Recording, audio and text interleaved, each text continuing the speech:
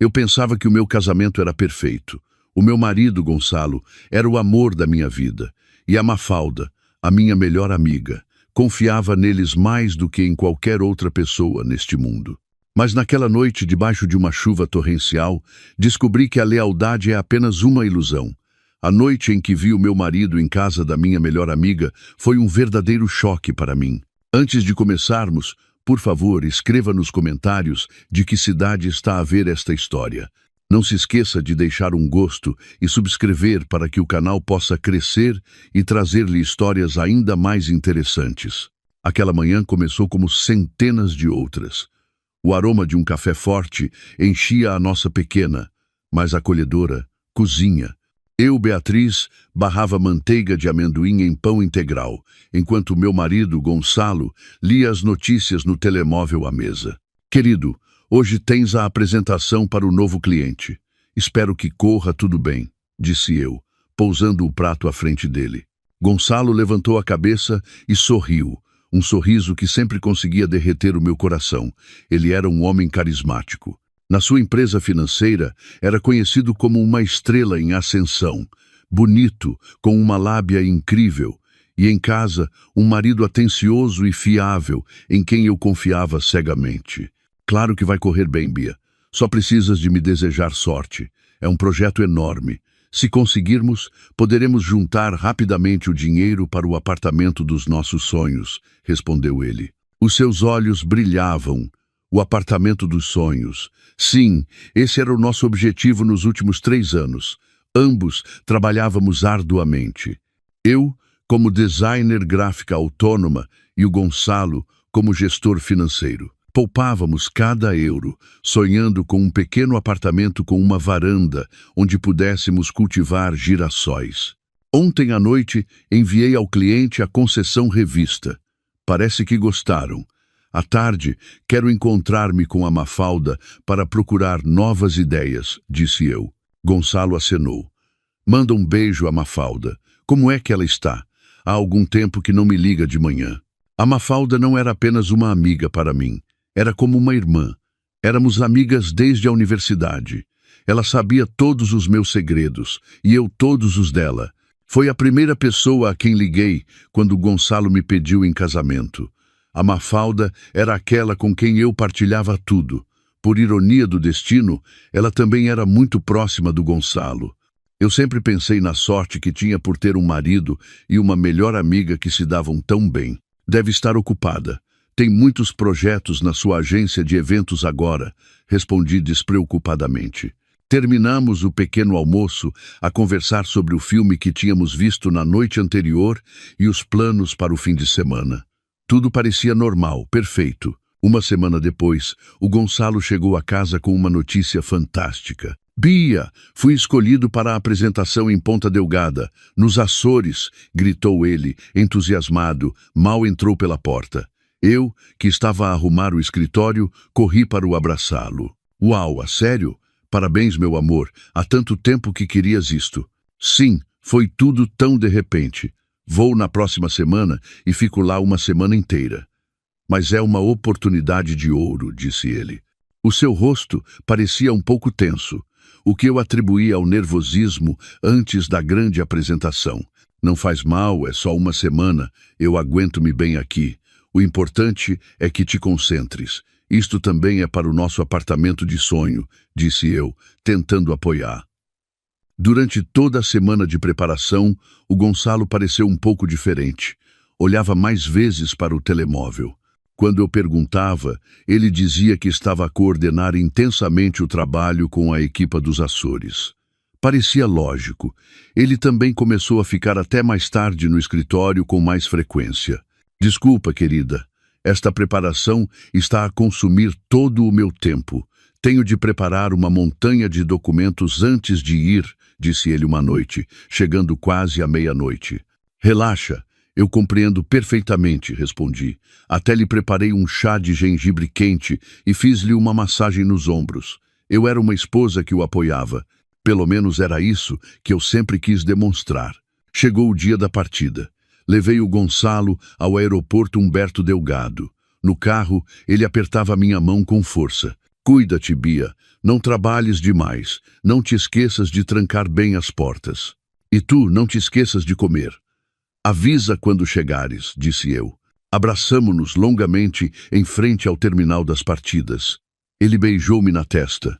Amo-te, Beatriz. E eu a ti, mais ainda, Gonçalo. Vi-o afastar-se, a puxar a mala de rodinhas, até desaparecer atrás das portas da segurança. Senti a tristeza natural da despedida, mas também um sentimento de orgulho. O meu marido era um vencedor. No primeiro dia, ele ligou do aeroporto de Ponta Delgada. Cheguei, meu amor. Isto aqui é muito bonito. Agora vou direto para o hotel. Amanhã de manhã tenho a reunião. No segundo dia, enviou uma mensagem curta. Muito ocupado. Reuniões o dia todo. Parece que vou passar a noite a terminar os materiais. Ligo amanhã. Amo-te. Respondi. Está bem. Boa sorte. Também te amo. Eu estava ocupada com o meu trabalho. Liguei várias vezes a Mafalda, mas ela também parecia muito atarefada. Bia, estou a dar em louca. Este cliente é simplesmente insuportável. Estou num estresse, disse ela ao telefone. Tem paciência, tem paciência. Talvez possamos encontrar-nos para tomar um café. Oh, agora não. Os prazos estão a apertar. Vamos quando o Gonçalo voltar, vamos a algum sítio os três. Está bem. Boa sorte. O terceiro dia. Foi o dia em que tudo mudou. De manhã, a minha irmã mais velha ligou-me de Santarém, a cidade onde a nossa mãe vivia. Bia, a mãe está com febre alta desde a noite passada, está a delirar. Podes vir? Estou em pânico. Sem pensar duas vezes, agarrei nas chaves do carro. Sim, Ana, já estou a caminho. A viagem até casa da minha mãe demorou pouco mais de 1 hora. Fui preocupada o caminho todo, tentando ligar ao Gonçalo, mas o telemóvel dele estava desligado. Deve estar numa reunião importante, pensei. Enviei-lhe uma mensagem. Meu amor, fui para a casa da mãe. Ela adoeceu. Dou notícias mais tarde. O teu telemóvel não atende. Ao chegar à casa da mãe, vi que ela tinha mesmo febre alta. Mas depois de lhe dar um antipirético e fazer-lhe uma compressa, ela sentiu-se melhor. Parecia ser apenas uma gripe forte. Cuidei dela o dia todo. A minha irmã precisava de tratar dos filhos, por isso fiquei de vigia à cabeceira da mãe. Por volta das 9 da noite, consegui respirar de alívio. A febre baixou e ela conseguiu adormecer profundamente. Fica para dormir, Bia. Já é tarde. É perigoso ir sozinha, disse a minha irmã. Não te preocupes, Ana. Amanhã de manhã tem uma reunião. Vou devagarinho. O importante é que a mãe está melhor. Recusei. Eu precisava de voltar para casa. A casa vazia, não sei porquê, mas só queria dormir na minha cama. Pelas 10h30 da noite, despedi-me e voltei para Lisboa. A autoestrada estava bastante livre. Liguei a música para não adormecer. A cerca de 1 hora de casa, aconteceu a pequena tragédia. De repente começou a chover torrencialmente, com tanta força que os limpa-para-brisas do meu carro não davam conta. Reduzi a velocidade e foi nesse momento que o carro começou a soluçar. Oh, não! O indicador do motor acendeu a amarelo, depois a vermelho. O carro tremeu violentamente e, em seguida, o motor parou completamente. Não, agora não. Entrei em pânico. Consegui encostar na berma, mas era um troço deserto da autoestrada. A chuva caía a potes. Tentei ligar o carro novamente. Inútil. Completamente morto. Peguei no telemóvel. A bateria estava a 15%. Droga.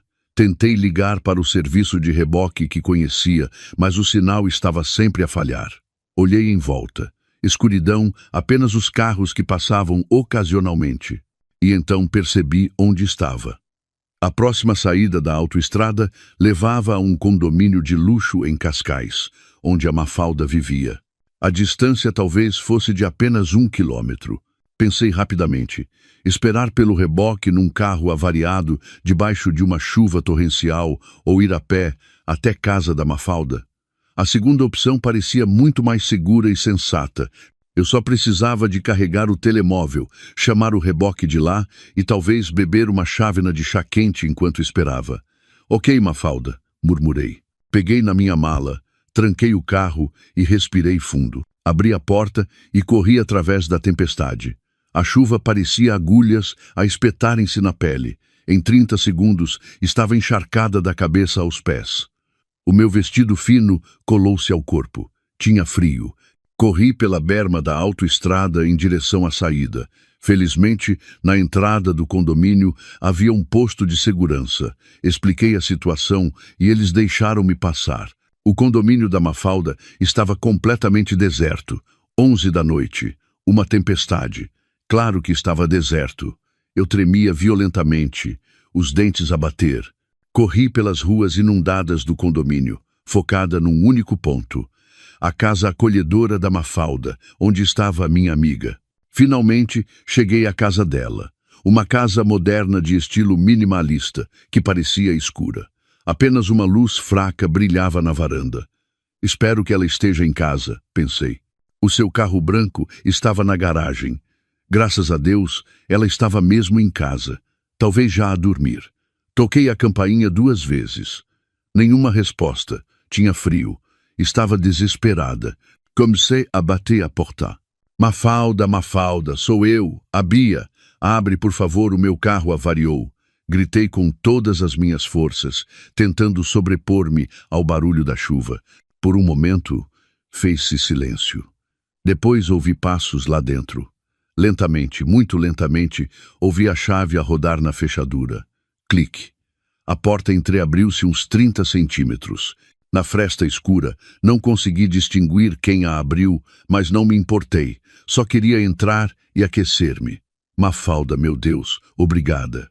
Empurrei a porta para abrir mais e entrei da rua chuvosa para o chão seco. E nesse momento, congelei. À minha frente, na penumbra da sala de estar da casa da Mafalda, estava um homem.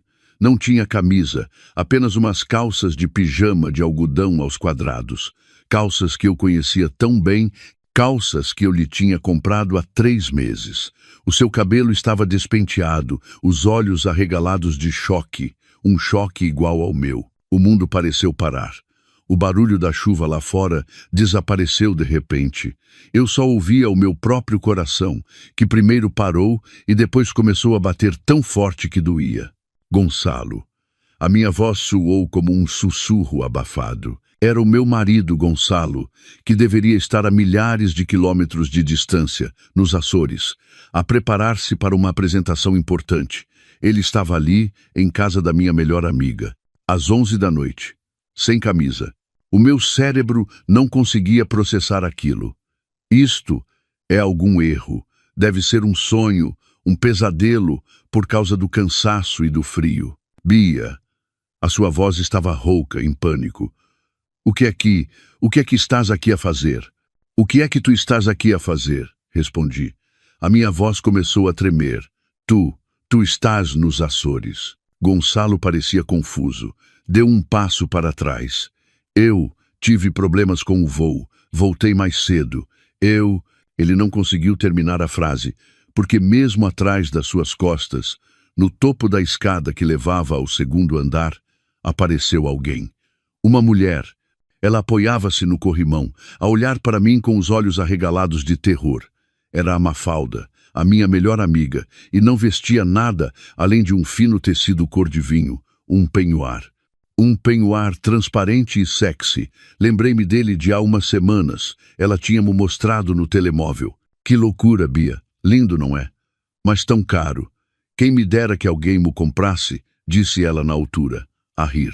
Agora, ela usava-o em frente ao meu marido na sua casa, à meio da noite. O frio que eu sentia da chuva não era nada comparado com o frio que me trespassou até aos ossos naquele momento. Um frio que vinha de dentro. Mafalda. Desviei o olhar do Gonçalo petrificado para a Mafalda a tremer na escada. Tudo se encaixou.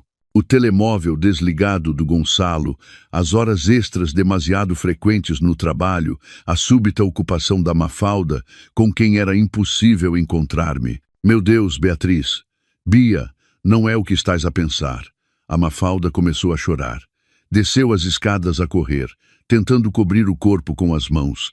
Juro, Bia, isto Ela parou ao lado do Gonçalo, puxando-o pelo braço. Gonçalo, explica-lhe. Gonçalo. Gonçalo?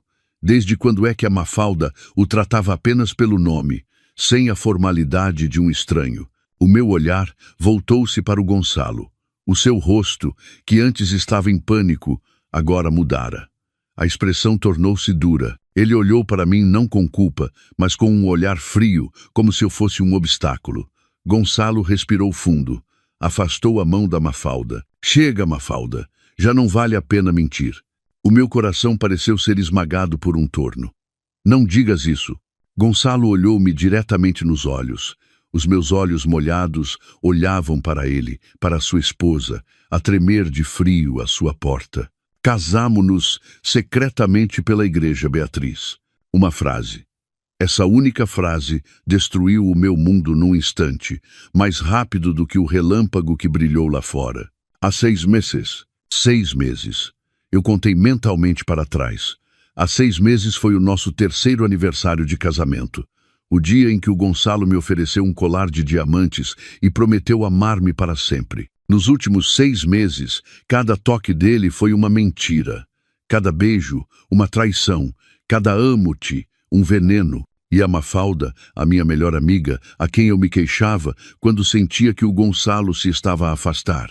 Tu sabias? Perguntei a Mafalda. A minha voz era quase inaudível. Tu sabias que ele andava estranho, Mafalda? Eu contei-te. A Mafalda só chorava. Não se atrevia a olhar para mim. Bia, ouve. Gonçalo tentou dar um passo na minha direção. Não me toques, gritei. Finalmente gritei. Dei um passo para trás, para a varanda, para a chuva. 6 meses, abanei a cabeça. As lágrimas finalmente jorraram, misturando-se com a chuva no meu rosto. Vocês os dois, pelas minhas costas. Bia, a culpa não é só da Mafalda. Isto simplesmente aconteceu, disse o Gonçalo, tentando justificar-se. Simplesmente aconteceu? Ri-me, um riso que soava louco e doloroso. Vocês casaram-se secretamente. Isso não acontece simplesmente, isso planeia-se. A dor era tão forte que se tornou difícil respirar, como se me tivessem dado um soco no estômago. Olhei para os dois. O meu marido seminu, a minha amiga de penhoar, as 2 pessoas em quem eu mais confiava no mundo. Eles destruíram-me. Beatriz, espera, está a chover lá fora, gritou o Gonçalo quando eu me virei. Não me importei. Preferia morrer de frio na rua a ficar mais um segundo naquela casa amaldiçoada. Corri para longe daquela casa, corri sem rumo. Apenas corri através da tempestade que assolava com a mesma força da tempestade no meu coração. Já não ouvia os gritos do Gonçalo ou da Mafalda, só ouvia o meu próprio choro. O choro de uma esposa traída, o choro de uma amiga apunhalada pelas costas. Corri até as pernas me falharem. Caí de joelhos. No passeio inundado, a uns quarteirões daquela casa, estava sozinha, encharcada até aos ossos, completamente destroçada. Naquela noite, debaixo da chuva torrencial, a Beatriz que eu conhecia morreu. Não sei quanto tempo fiquei sentada naquele passeio. 1 hora, 2, a chuva começou a abrandar, substituída por um chuvisco frio e penetrante. As minhas roupas encharcadas faziam-me tremer até os ossos, mas o frio exterior não era nada comparado com o vazio interior. Choque era a palavra certa. O meu cérebro parecia congelado, recusando-se a processar a imagem que acabara de ver. Gonçalo nas suas calças de pijama e Mafalda, a minha amiga, no seu penhoar vermelho. Casamo-nos secretamente pela igreja há 6 meses. Estas palavras continuavam a ecoar nos meus ouvidos como um disco riscado. 6 meses, meio ano. Relembrei os últimos 6 meses, como o Gonçalo de repente me ofereceu um colar caro. Um bônus por um projeto, disse ele. Seria o dinheiro para comprar a sua culpa? Lembrei-me de como a Mafalda foi comigo ao salão. Ouviu as minhas queixas sobre o Gonçalo ultimamente ficar muito tempo no trabalho e estar um pouco distante. Ora, Bia, ele é um carreirista, dizia ela, com um sorriso tranquilizador. Precisas de ser mais paciente. O Gonçalo é o marido perfeito. Ela tranquilizava-me. Ela, que naquele momento talvez tivesse acabado de dormir com o meu marido. A náusea subiu-me à garganta, inclinei-me e vomitei para um ralo. Só saiu ácido gástrico. O meu estômago estava vazio, tão vazio como o meu coração. Não posso ficar aqui. Tenho de ir. Mas para onde? Não podia voltar para casa. Aquela casa agora parecia o local de um crime. Uma casa cheia de mentiras. Cada canto me lembraria dele. Não podia ir para a casa da minha mãe. Não queria que ela me visse assim, destroçada. Ela tinha acabado de estar doente. E então lembrei-me do meu carro. O meu carro ainda estava avariado na berma da autoestrada. Reunindo as últimas forças, obriguei as minhas pernas trêmulas a levantarem-se. Caminhei com dificuldade, arrastando-me de volta para a saída. Já não me importava com o carro. Passei por ele, em direção à estrada principal. Do outro lado, vi uma luz de neon barata a piscar. Pensão econômica. Um lugar sem nome, sem memórias. Atravessei a estrada, sem olhar para os lados.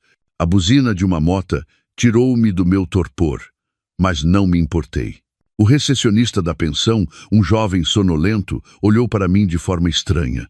Eu devia parecer uma louca, encharcada até aos ossos, com os olhos inchados e vermelhos, o rosto pálido e sem bagagem. "Um quarto para uma noite", disse eu. A minha voz estava rouca. "Cartão de cidadão?" perguntou ele preguiçosamente. Remexi na mala. As minhas mãos tremiam tanto que mal consegui abrir o fecho. Tirei a carteira e entreguei-lhe o cartão. Tinha sempre algum dinheiro para emergências na carteira. Coloquei algumas notas no balcão. O rapaz pegou no dinheiro e no meu cartão, fez uma fotocópia e deu-me a chave do quarto 207 no segundo andar. "Só não faça barulho." Peguei na chave, sem dizer nada. Quarto 207. Cheirava a umidade e a cigarros. A tinta nas paredes estava a descascar em alguns sítios, mas não me importei. Tinha uma porta e uma fechadura. Entrei, tranquei a porta, fechei o ferrolho, encostei as costas à porta e deslizei até ao chão. E ali, naquele quarto de hotel sujo e barato, finalmente permiti-me desmoronar. Chorei com lágrimas silenciosas. Uivei. Bati no peito, que me ardia de dor. Uma dor tão física, tão real, como se alguém estivesse a arrancar o meu coração do peito com as mãos nuas. Cada inspiração era uma tortura. Por quê? O que é que eu fiz de mal? Revi todas as minhas memórias. Fui uma boa esposa. Trabalhei. Cuidei da casa. Apoiei a carreira dele. Nunca exigi muito. Só queria ser amada. Por que é que tinha de ser a Mafalda? A minha própria amiga, a pessoa que conhecia todas as minhas fraquezas. As imagens dos dois surgiam na minha cabeça. Gonçalo a beijá-la. Gonçalo a abraçá-la, na nossa cama. Gritei para a almofada fina da cama. Gritei até a garganta me doer. O meu telemóvel na mala vibrou. Ignorei-o. A vibração não parava. De novo e de novo. Reunindo as últimas forças, peguei no telemóvel. O ecrã estava rachado. Devo ter-lo deixado cair enquanto corria.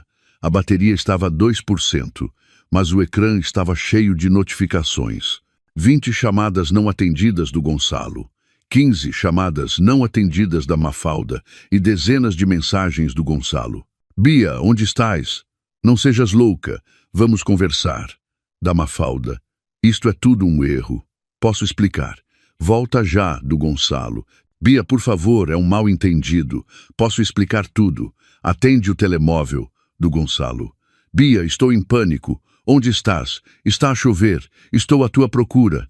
"Mal-entendido", sussurrei para o ecrã do telemóvel. "Explicar o quê? Como meu marido foi parar a casa da minha melhor amiga às 11 da noite? Explicar o penhoar que a Mafalda usava? Explicar a confissão do casamento secreto?" Eles pensavam que eu era parva. Pensavam que eu ia chorar um bocado e depois perdoar, e que poderíamos continuar a viver como antes. A raiva, como uma pequena chama que de repente foi regada com gasolina, explodiu dentro de mim. Uma raiva fria e densa. A tristeza ainda lá estava, mas agora envolta numa fúria incrível. Eles não me traíram apenas, eles planearam-no. Mentiram-me todos os dias durante 6 meses. Riram-se nas minhas costas. O meu telemóvel vibrou novamente. No ecrã apareceu o nome Gonçalo. Antes que pudesse pensar, o meu dedo pressionou o botão para desligar. O ecrã apagou-se. Silêncio. Apenas o ar-condicionado barulhento. Levantei-me. Fui à casa de banho. Olhei para o espelho embaciado. A mulher no espelho era patética. Olhos inchados, rímel esborratado pelas bochechas, cabelo colado ao rosto. Aquela não era eu. Liguei o chuveiro. Água quente. Tão quente quanto conseguia aguentar. Fiquei debaixo do chuveiro, ainda com as roupas molhadas. Esfreguei a pele com todas as minhas forças, como se pudesse lavar os toques do Gonçalo, lavar os abraços falsos da Mafalda. Tirei as roupas molhadas e atirei-as para um canto. Continuei a esfregar-me até a pele ficar vermelha e dorida. Depois de algum tempo, desliguei a água. Olhei novamente para o espelho. O vapor começou a dissipar-se. Os meus olhos ainda estavam vermelhos, mas o olhar era diferente. O sentimento de destruição foi substituído por algo mais duro, mais afiado. Eles tiraram-me tudo, sussurrei para o meu reflexo.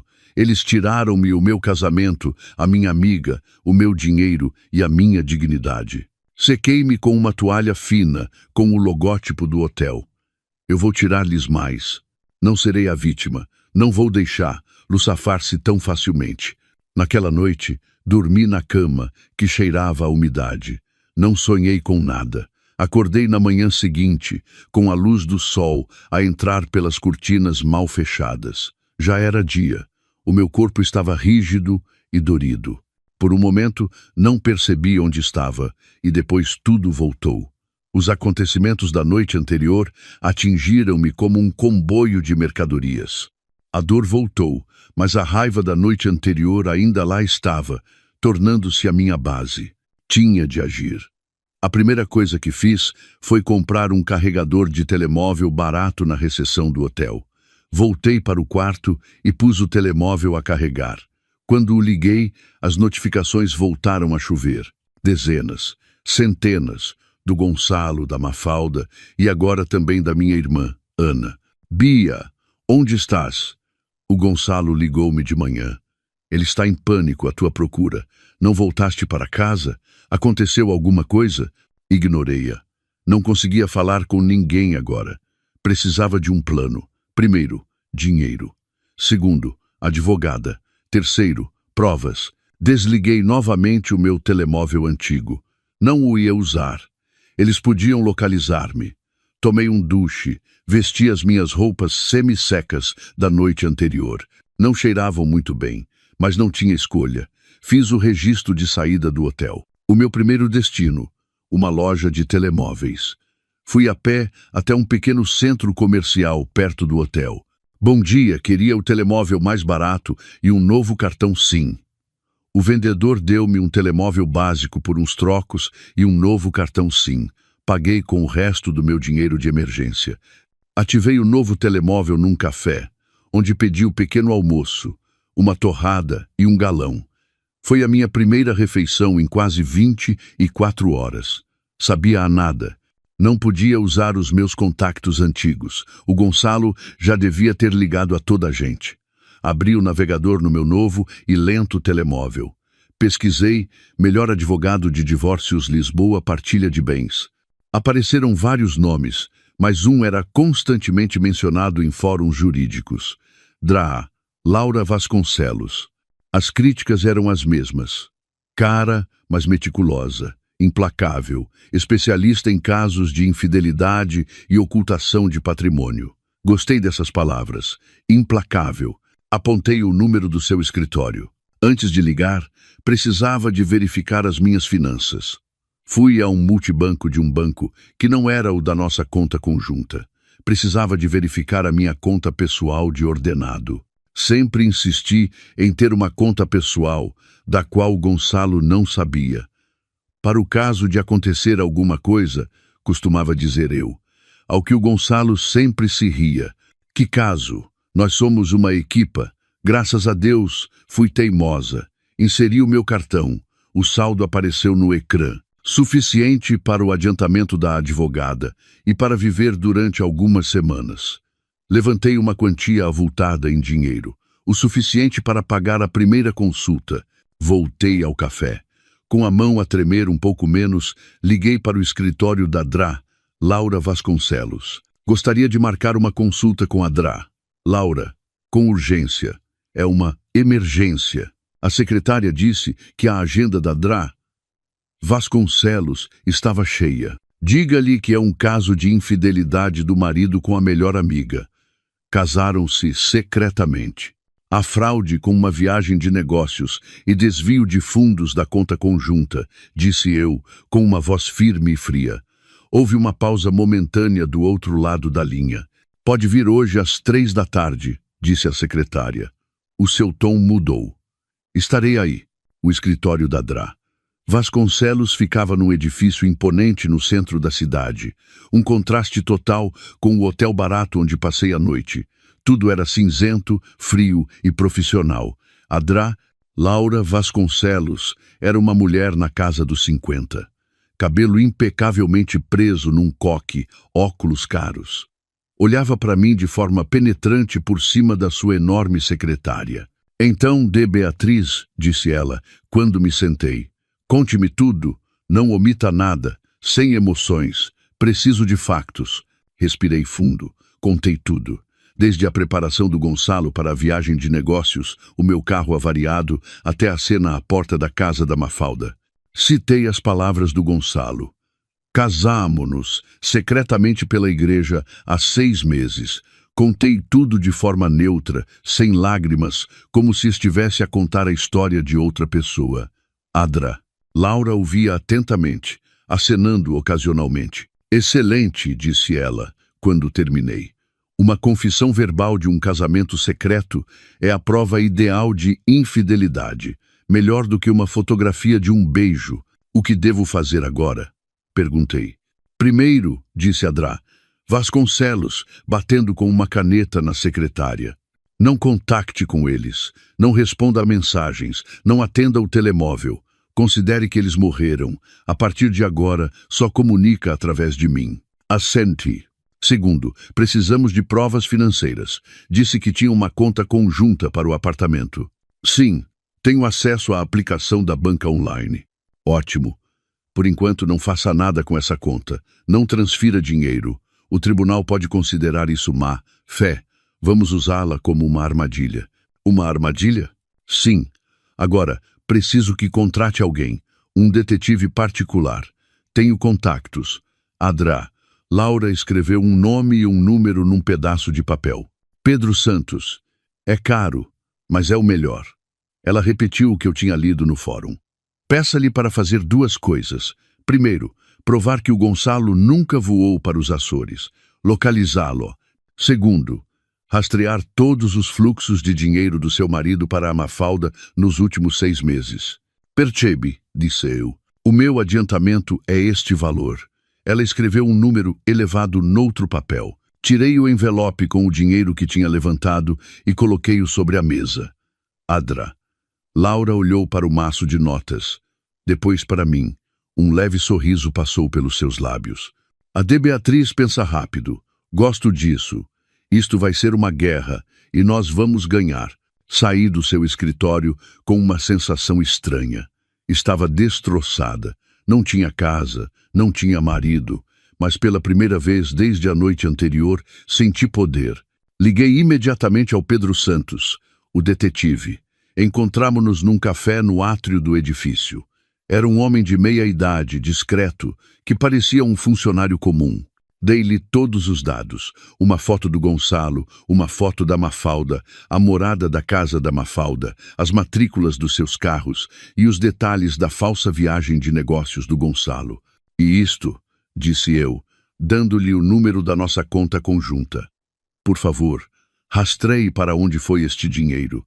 Será feito, respondeu ele. Dou-lhe notícias dentro de 2 dias. Ele pegou no meu adiantamento e desapareceu na multidão.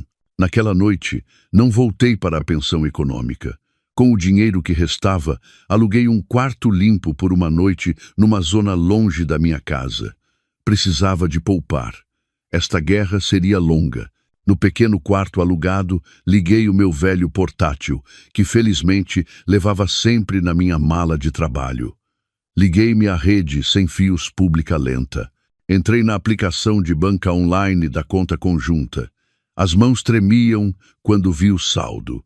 Muito menos do que deveria haver. Deveria haver quase 50 mil euros. Agora, restavam menos de 10 mil. O coração disparou. Abri o histórico de transações dos últimos 6 meses.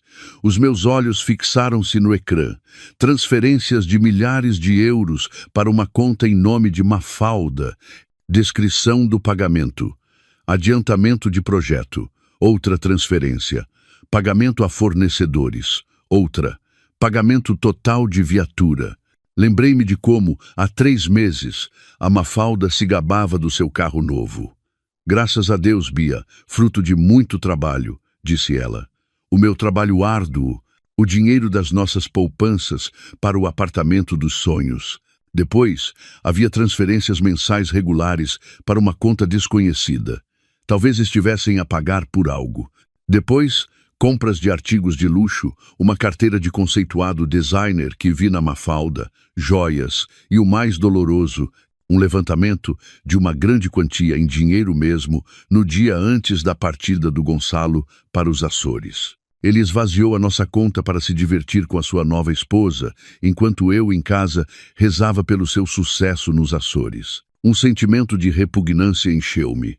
Não era apenas infidelidade, era roubo. Era uma conspiração planeada para me roubar. 2 dias depois, o Pedro Santos ligou para o meu novo telemóvel. Boa tarde, de Beatriz. Tenho o relatório. Quais são os resultados? Perguntei. O coração batia forte. O seu marido nunca saiu de Portugal continental. Não consta nas listas de passageiros de nenhum voo para os Açores nesta semana. Fechei os olhos. Eu sabia. Eu localizei-o. Nos primeiros 2 dias da sua viagem de negócios, ele esteve hospedado num hotel de luxo na zona sul de Lisboa, sozinho, provavelmente para criar um álibi. Mas a partir do 3º dia, a noite em que o apanhou, ele mudou-se e tem estado a viver permanentemente na casa da Mafalda. E aqui está o interessante, continuou o detetive. A hipoteca do apartamento de luxo em nome da Mafalda, que, segundo me disse, ela alugava para o escritório, foi liquidada há 3 meses num único pagamento. A origem dos fundos, uma conta pessoal em nome do Gonçalo. Ele não usou apenas o nosso dinheiro comum, mas também o seu dinheiro pessoal para a Mafalda. E mais uma coisa, a voz do Pedro Santos soou hesitante. O quê? A certidão do casamento religioso. Consegui uma foto através dos meus contactos. Casaram-se numa pequena vila nos arredores de Lisboa. Quando? Perguntei baixinho. Há 6 meses. A 15 de maio. Fiquei em silêncio. 15 de maio. Era o dia seguinte ao nosso 3º aniversário de casamento.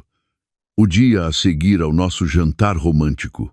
O dia a seguir ao Gonçalo me ter oferecido o colar e prometido ser sempre fiel. No dia seguinte, ele saiu, dizendo que precisava de se encontrar urgentemente com um cliente. Afinal, ele foi para se casar com a minha melhor amiga. O telemóvel quase me caiu das mãos. A dor, que eu pensava já ter atenuado, voltou mais aguda, mais profunda. Já não era uma guerra, era um extermínio. Liguei para a Drá. Laura. Drá. Laura. Tenho tudo. A prova da falsa viagem de negócios, as provas dos fluxos de dinheiro e a data exata do casamento deles. Excelente, de Beatriz. A voz da Drá. Vasconcelos soava satisfeita. Agora começamos o primeiro ataque. Congelamos a conta conjunta e enviamos-lhes a nossa primeira carta de amor. Estou pronta. A rapariga que chorou no passeio morreu. Restava uma mulher que já não tinha nada a perder. E uma mulher assim é muito perigosa. Depois da chamada do Pedro Santos, não consegui ficar quieta. 15 de maio, no dia seguinte ao nosso aniversário. Ele celebrou comigo e no dia seguinte foi e uniu-se à minha amiga. A dor, que ontem eu julgava atenuada, estava apenas adormecida. Agora acordou, ainda mais selvagem e sedenta de vingança. Liguei imediatamente para a Drá. Laura, do meu novo telemóvel. Drá, Laura, disse eu com voz firme, escondendo a tempestade interior. Acabei de receber a confirmação. Eles casaram-se a 15 de maio, no dia seguinte ao nosso aniversário. Do outro lado, houve um momento de silêncio. A Drá Vasconcelos, normalmente tão austera, pareceu suspirar. Que reles, lamento por si, de Beatriz. Não preciso de compaixão, preciso de ação, disse eu. Também verifiquei a conta conjunta. Dos 50 mil euros, restam menos de 10 mil. Ele esvaziou-a. Transferiu para a conta da Mafalda, comprou-lhe um carro, pagou o apartamento dela na totalidade. Que canalha, praguejou a Drá. Vasconcelos, foi a primeira vez que a ouvi usar uma linguagem informal. O nosso plano muda, não podemos esperar, temos de agir rapidamente. O que eu devo fazer? Transfira o dinheiro restante agora mesmo, ordenou ela. Transfira para a sua conta pessoal, aquela de que ele não sabe. Em tribunal, argumentaremos que estava a salvar os bens comuns restantes de um marido que, obviamente, agia de má fé e já se tinha apropriado de mais de 40 mil euros. Isso não vai parecer mal para mim? O que é pior, perder mais 10 mil euros ou parecer que está a tentar salvar o que resta? Deixe isso comigo em tribunal. Faça-o agora. A chamada terminou. Sentei-me na cadeira de madeira rangente do meu quarto alugado. Abri o meu velho portátil, entrei na aplicação de banca online da conta conjunta. As minhas mãos tremiam. 10 mil euros. O que restava do nosso sonho, o que restava das poupanças para o apartamento. Olhei novamente para o histórico de transações. Pagamento total de viatura. Adiantamento de projeto. O nome de Mafalda aparecia vezes sem conta. Ela não roubou apenas o meu marido, ela roubou o meu futuro. Prendendo a respiração, introduzi o número da minha conta pessoal. Introduzi o montante de 10 mil euros. Parei por um momento. Era o último dinheiro. Era a linha da frente que eu estava a traçar. Lembrei-me do riso do Gonçalo quando abrimos esta conta. Esta é a conta para nossa casa, querida, disse ele. Mentiroso. O meu dedo pressionou o botão de confirmação. O ecrã pediu um código por SMS. Introduzi o código. Clique. Transação bem-sucedida. Saldo da conta conjunta. 0 euros. Fechei os olhos. Senti um ligeiro alívio, mas a amargura era mais forte. Não era uma vitória. Era uma tentativa patética de salvar o que restava das ruínas. O passo seguinte. Cartões de crédito. Lembrei-me de algo. O Gonçalo tinha um cartão de crédito adicional, associado à minha conta. Eu tinha o feito há muito tempo para emergências, caso ele estivesse em viagem e algo acontecesse com o seu cartão principal. Ele raramente o usava, mas estava na sua carteira. Liguei imediatamente para o apoio ao cliente do banco. Depois de uma passagem torturante por um menu automático, finalmente falei com um operador. Bom dia, fala Beatriz. Gostaria de bloquear o meu cartão de crédito adicional. Sim, claro. Pode indicar o número do cartão adicional? Não me lembro de cor, mas está em nome do Gonçalo, disse eu. Certo. Posso saber o motivo do bloqueio? Foi perdido ou... Fiz uma pausa por um momento e depois respondi com a voz mais fria de que fui capaz. Roubado. Oh, certo. Lamentamos o inconveniente. Vamos bloqueá-lo imediatamente e permanentemente. O cartão em nome do Gonçalo está desativado a partir deste segundo. Posso ajudar em mais alguma coisa? Sim. Também tenho uma conta conjunta no vosso banco. Os cartões de crédito associados a essa conta estão em nome do Gonçalo e da Beatriz. Bloqueie o cartão em nome do Gonçalo também, imediatamente. Sim, claro. Tudo processado. Obrigado. Desliguei. A primeira e a segunda torneiras de dinheiro foram fechadas. Fiquei sentada em silêncio. O que viria a seguir? Eles deviam estar a divertir-se com o dinheiro que restava dos mais de 40 mil euros. Mas essa quantia, com o estilo de vida luxuoso da Mafalda e do Gonçalo, que agora não estava a trabalhar porque mentiu sobre a viagem de negócios, acabaria rapidamente. Eles iriam perceber isso mais cedo ou mais tarde.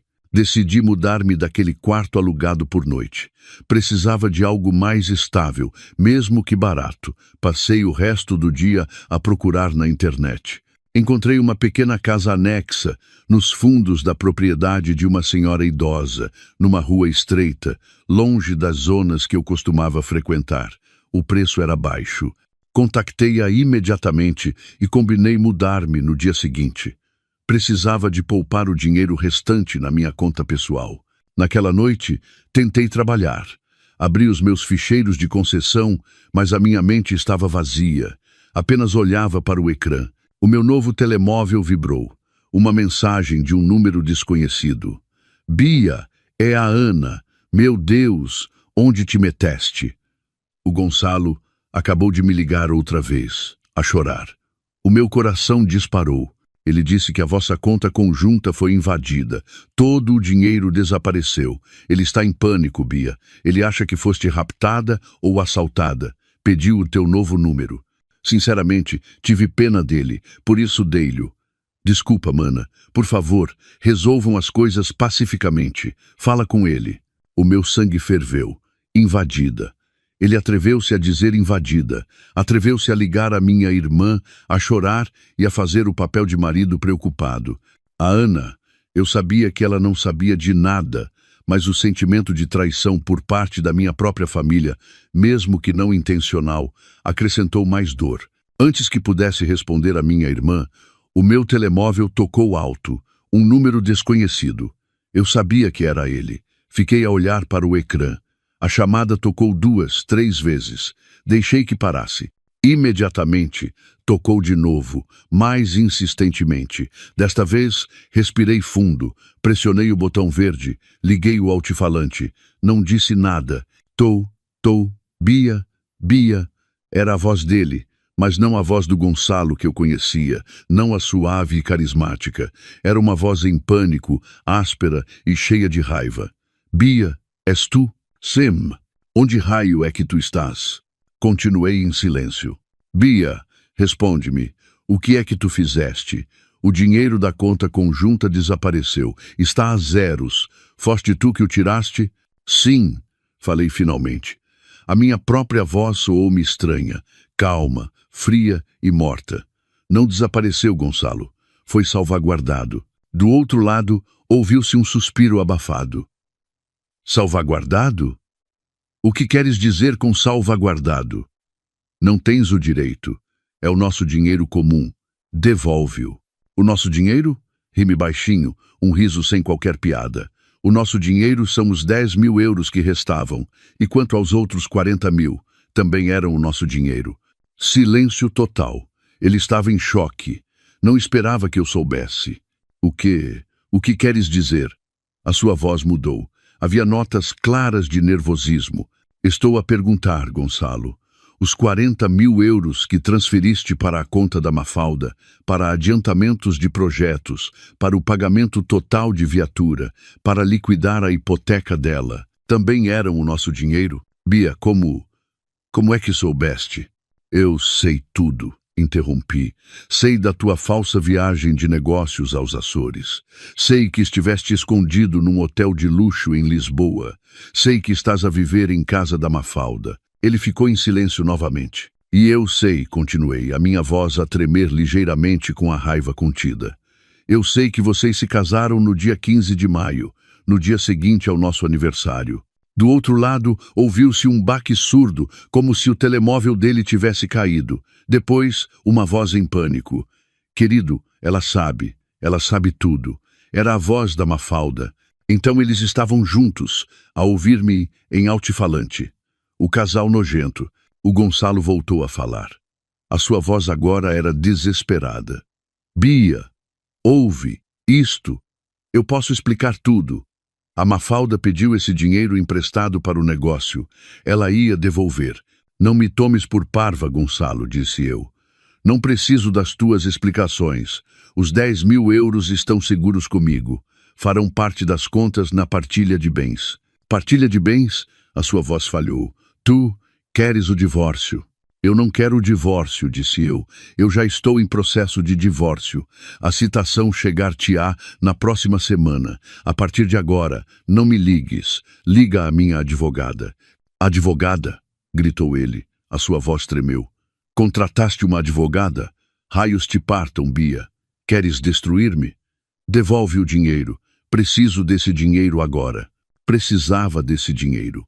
Era essa a questão. O dinheiro dele tinha acabado. Aqueles 40 mil euros provavelmente já tinham sido gastos no seu estilo de vida luxuoso. Aproveita o resto da tua vida, Gonçalo. Clique. Desliguei. Bloqueei o número dele. Alguns segundos depois, chegou uma mensagem de outro número. Certamente o da Mafalda. Bia, por favor, não faças isto. O Gonçalo não está bem. Precisamos mesmo desse dinheiro. A culpa é minha, Bia. Eu admito, a culpa é minha. Posso pagar a dívida em prestações. Prometo, mas por favor, devolve primeiro o dinheiro da conta. Nós não temos nenhuma almofada de segurança. Pagar a dívida em prestações. Por quem é que ela me tomava? Uma cooperativa de crédito? Fiquei a olhar para a mensagem. Nós não temos nenhuma almofada de segurança. Ótimo. Escrevi uma resposta curta. Fala com a minha advogada. Depois, bloqueei também o número dela. Pousei o telemóvel. As minhas mãos tremiam violentamente, mas eu estava a sorrir. O primeiro ataque foi bem sucedido. Eles estão em pânico, estão com fome, e eu acabei de lhes cortar o acesso à comida. Depois de lhes ter cortado o acesso financeiro, mudei-me para a pequena casa anexa que encontrei na internet. O lugar era apertado, mas limpo. O mais importante, ninguém sabia que eu estava lá. Dei a minha nova morada apenas a Dra. Laura. Durante alguns dias, tentei normalizar a minha vida. Contactei alguns clientes antigos. Disse-lhes que me tinha mudado e que estava novamente disponível para projetos. Precisava de dinheiro. Os meus fundos na conta pessoal não durariam muito, especialmente com os honorários da advogada. Mas uma coisa não me saía da cabeça: a carreira do Gonçalo. Ele tinha criado uma imagem tão perfeita na sua empresa. Um homem de família, um jovem executivo brilhante, honesto e com princípios. Essa palavra parecia uma piada amarga. Ele, um gestor financeiro sênior, cometeu fraude. Aquela falsa viagem de negócios não foi uma mentira apenas para mim. Foi uma mentira para a sua empresa. Ele certamente pediu o reembolso das despesas de viagem. Certamente mentiu ao seu chefe, à sua equipa. Usou os recursos da empresa para encobrir a sua infidelidade. Deveria eu ficar calada? Deixá-lo continuar a enganar os outros? Deixá-lo, depois do divórcio, continuar a viver confortavelmente com o seu grande salário, enquanto eu começava do zero? O sentimento de justiça dentro de mim gritava. Já não era apenas uma vingança pessoal, era uma questão de verdade. Ele tinha de responder pelos seus atos. Naquela noite, tomei uma decisão. Não ia usar o meu portátil ou a rede sem fios da casa. Fui a um cibercafé num bairro bastante distante. O lugar era sombrio e cheio de miúdos a jogar jogos em linha. Perfeito. Paguei por 1 hora. Escolhi um computador no canto mais afastado. Primeiro, criei um novo endereço de correio eletrônico, anônimo. Algo que não pudesse ser rastreado até mim. Guardião da Ajustica 88. Banal, mas não me importei. Depois, abri o sítio da empresa do Gonçalo na internet.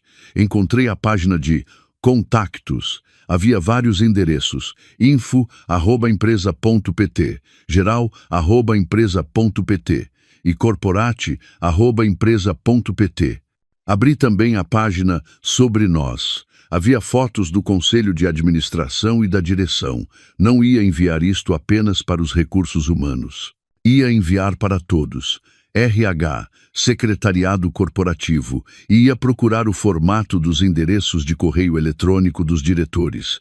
Normalmente, o formato é o mesmo. Nome.apelido, @empresa.pt. Preparei o rascunho do correio eletrônico. Assunto: informação urgente.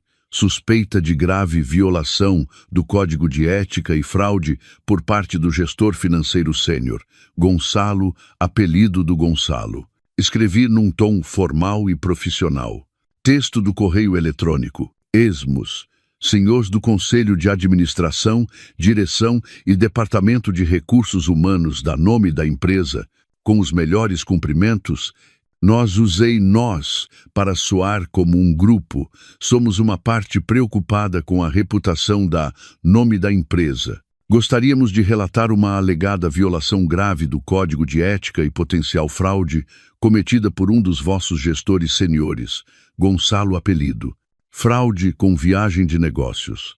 O senhor apelido solicitou e obteve autorização para uma viagem de serviço a Ponta Delgada, nos Açores, de data de início a data de fim. Esta viagem foi fictícia. Os dados foram falsificados. A referida pessoa nunca saiu de Lisboa e arredores.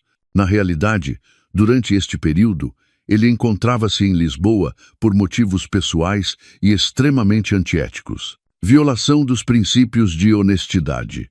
Para um gestor sênior na área financeira, a falsificação de uma viagem de serviço constitui uma forma de fraude contra a empresa, o que mina a imagem e os princípios que a nome da empresa sempre defendeu. Como prova inicial, anexamos um relatório de uma investigação independente. Foi assim que chamei o relatório do Pedro Santos, confirmando a ausência do nome de Gonçalo, apelido, nas listas de passageiros dos voos para os Açores nas datas indicadas. Fotos de câmaras de vigilância fornecidas pelo detetive que mostram Gonçalo, apelido, a fazer o registro de entrada num hotel de luxo em Lisboa no dia em que deveria estar nos Açores. Prova do casamento religioso secreto, realizado na data que se tornou o motivo para a fraude da viagem de negócios, de modo a ocultar a sua ausência. Esperamos que a empresa leve esta comunicação a sério e conduza uma investigação interna. A honestidade de um funcionário financeiro é a base da empresa. Reli o correio eletrônico várias vezes. Claro, factual e mortífero. Anexei os ficheiros preparados pelo Pedro Santos, o relatório em PDF com as listas de passageiros, as fotografias das câmaras de vigilância com círculos vermelhos e datas, e a foto desfocada, mas legível, da sua certidão de casamento. O meu dedo tremia sobre o botão enviar. Era o ponto de não retorno. Bloquear as suas contas era uma coisa. Era uma guerra entre marido e mulher. Mas isto era uma execução. Eu ia matar a sua carreira, a sua fonte de rendimento, a sua reputação. O homem com quem eu um dia escolhi passar o resto da minha vida. Lembrei-me novamente das minhas lágrimas no quarto de hotel barato. Lembrei-me da sua expressão fria quando disse: casamo-nos secretamente pela igreja. Lembrei-me dos meus 40.000 euros desaparecidos. Cliquei em enviar. O correio eletrônico foi enviado. Imediatamente apaguei o rascunho, limpei o histórico do navegador, apaguei o correio eletrônico dos enviados e terminei a sessão. Desliguei o computador, paguei pela internet e saí para a rua. O ar noturno estava frio, mas eu sentia-me calma. Um peso saíra dos meus ombros. Fiz o que tinha de ser feito. O resto, que o universo decidisse. Os 3 dias seguintes foram os mais tensos da minha vida. Forcei-me a trabalhar. Terminei 2 projetos de concessão de logótipos para clientes. Cozinhava massa instantânea na minha pequena casa. Tentava viver uma vida normal, mas de poucas em poucas horas ia à biblioteca pública mais próxima, um lugar diferente do cibercafé, para usar a rede sem fios gratuita e verificar o meu correio eletrônico anônimo. Não havia respostas. Claro, eles não iriam responder a um correio eletrônico anônimo. Comecei a preocupar-me. E se o meu correio eletrônico tivesse ido para a caixa de spam? E se não o tivessem levado a sério? Verifiquei o perfil do Gonçalo no LinkedIn. Ele ainda lá estava. Senior Finance Manager. Comecei a desesperar. E então, no 4º dia, o meu novo telemóvel tocou. Um número desconhecido. Fiquei em alerta. Não era o Gonçalo, nem a Mafalda. Os números deles estavam bloqueados. Tu, atendi com cautela. Tu, Bia, é a Beatriz? Reconheci a voz. Diogo, um dos colegas do Gonçalo. Eu e a esposa dele tínhamos jantado uma vez em nossa casa. Diogo, meu Deus. Olá, como estás? Que chamada inesperada. Imediatamente entrei no modo não sei de nada. Bia, meu Deus, onde estás? Está tudo bem contigo? A voz do Diogo era baixa e preocupada. Estou bem, estou fora da cidade agora. Mas o que se passa, Diogo? Pareces preocupado. Ouviu-se um suspiro profundo. Bia, aqui no escritório está uma loucura. É por causa do Gonçalo. O meu coração começou a bater tão forte que parecia que ia saltar para fora. Era isto. O Gonçalo? O que se passa com o Gonçalo? Ele está bem? Fiz o papel da esposa que devia estar preocupada. Essa é que é a questão, Bia. O Gonçalo, ele foi suspenso. O quê? Suspenso? Fingi estar chocada. Como assim? Ele teve algum problema no trabalho? Ele ia ser promovido. Exatamente. A voz do Diogo tornou-se ainda mais baixa, como se tivesse medo de ser ouvido. A promoção foi completamente cancelada. Bia, isto é uma confusão. Alguém enviou um correio eletrônico anônimo a todos os diretores. Um correio eletrônico anônimo? Que correio eletrônico? Um correio eletrônico. Oh, Bia, sinto-me tão desconfortável a falar sobre isto. Tinha provas de que o Gonçalo mentiu sobre a sua viagem de negócios aos Açores na semana passada. Dizem que ele não voou para lado nenhum, que esteve em Lisboa. Meu Deus! Sussurrai. E nesse correio eletrônico também havia uma foto. Dizem que o Gonçalo se casou secretamente com Bia, com a Mafalda. Fiquei em silêncio. Deixei que esse silêncio fosse a minha resposta. Bia, ainda estás aí? Sim, Diogo, eu estou em choque. Não sei o que dizer, disse eu, fazendo a minha voz tremer. Imaginas, a direção está furiosa. A questão não é o casamento dele, Bia.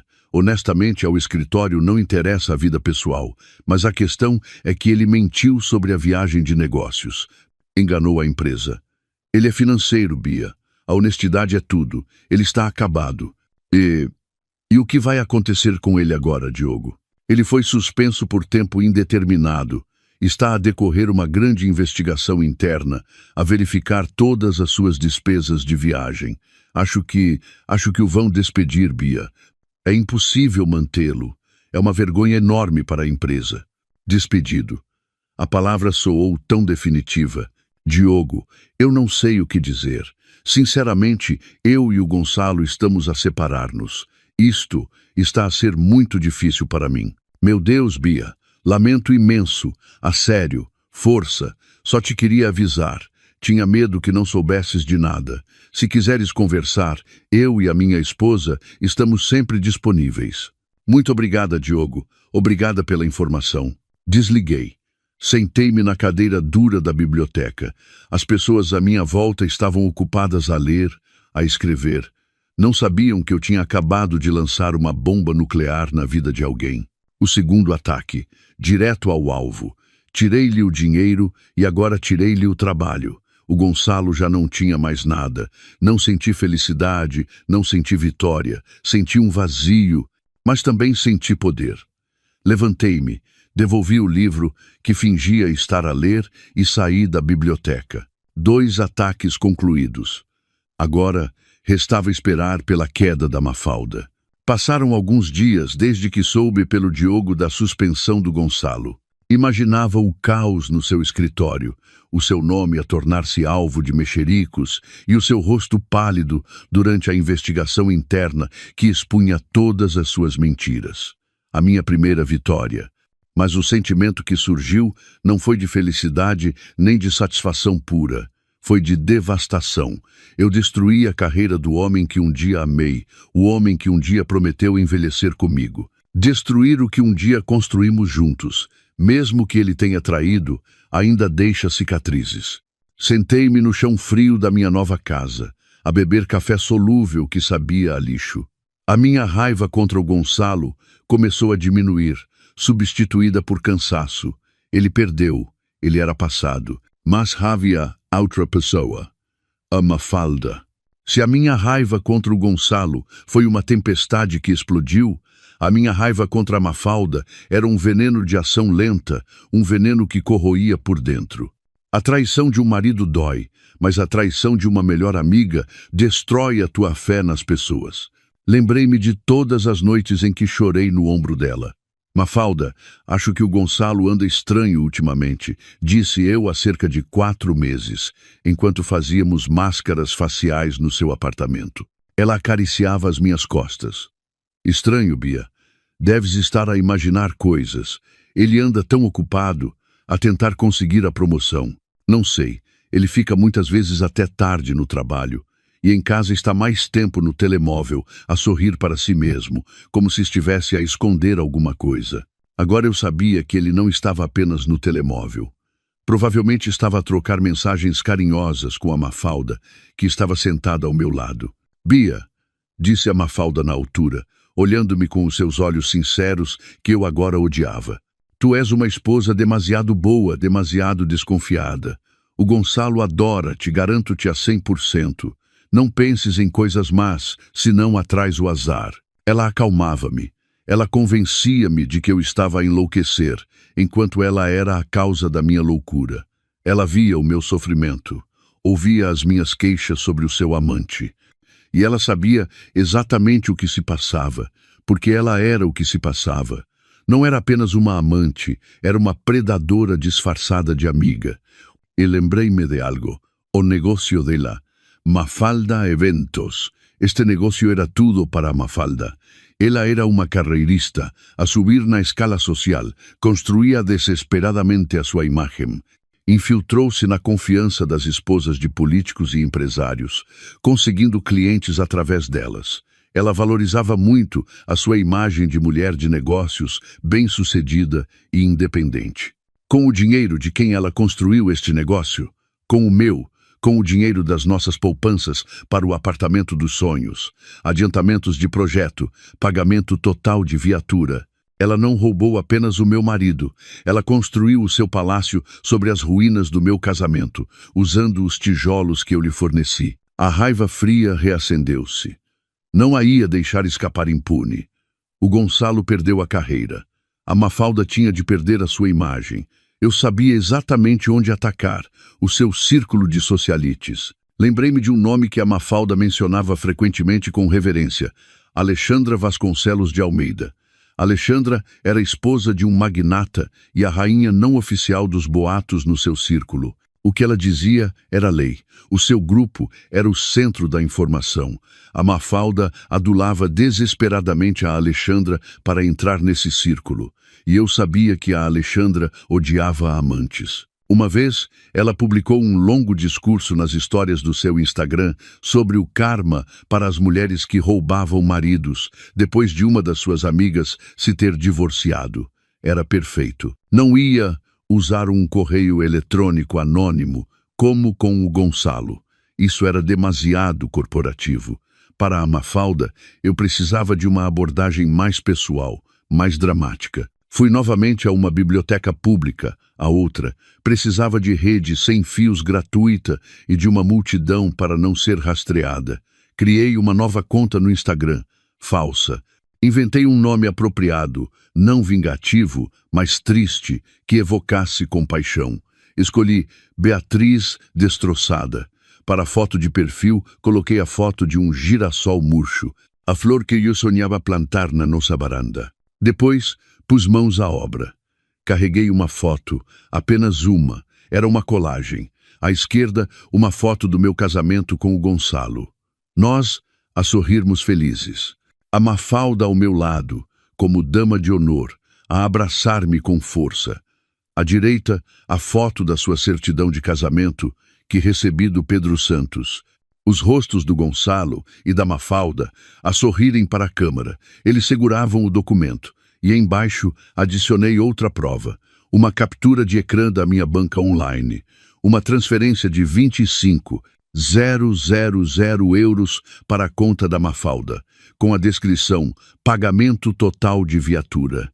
Censurei apenas parte do número da minha conta. O nome da Mafalda era claramente visível. Depois, escrevi a legenda. Escrevi com o coração. Escrevi como se fosse uma mulher destroçada, a precisar de ajuda.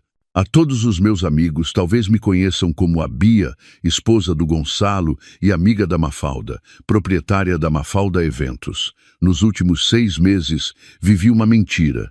O meu marido, que supostamente voou em trabalho para os Açores, na verdade nunca saiu daqui. Escondeu-se em Lisboa para se casar secretamente com a minha melhor amiga. Enquanto eu cuidava da minha mãe doente, eles divertiam-se. Quando os apanhei, confessaram que se tinham casado. Este casamento aconteceu no dia seguinte ao meu aniversário de casamento. Mas o que dói ainda mais é que eles construíram a sua nova vida com o meu dinheiro, com o dinheiro das nossas poupanças para o apartamento dos sonhos. O dinheiro que eu ganhei com o meu suor. Usaram-no para comprar um carro novo para a Mafalda, para pagar a hipoteca dela. Aqui está a prova. A minha amiga, a proprietária da Mafalda Eventos, que sempre pareceu independente e bem-sucedida, acabou por ser uma ladra. Ela não roubou apenas o meu marido, mas também o meu dinheiro. Não sei o que fazer. Estou destroçada. Só quero justiça. Por favor, não deixem que outras raparigas se tornem vítimas. Reli a legenda. Perfeita, triste, mas cheia de factos mortíferos. Último passo. Encontrei a conta da Alexandra Vasconcelos de Almeida no Instagram. A sua conta era pública. Tinha dezenas de milhares de seguidores. Encontrei também as contas de outras esposas de figuras importantes que conhecia das histórias da Mafalda. Encontrei as contas de todos os membros do seu círculo social. E claro, encontrei a conta profissional da Mafalda Eventos. Depois, cliquei em publicar. Depois de a foto ser carregada, fiz mais uma coisa. Fui aos comentários da última publicação da Alexandra. Uma foto dela a segurar uma carteira nova. Escrevi um comentário da minha conta falsa. Alexandra, ajude-me, por favor. Sou vítima de uma amante, a minha própria amiga.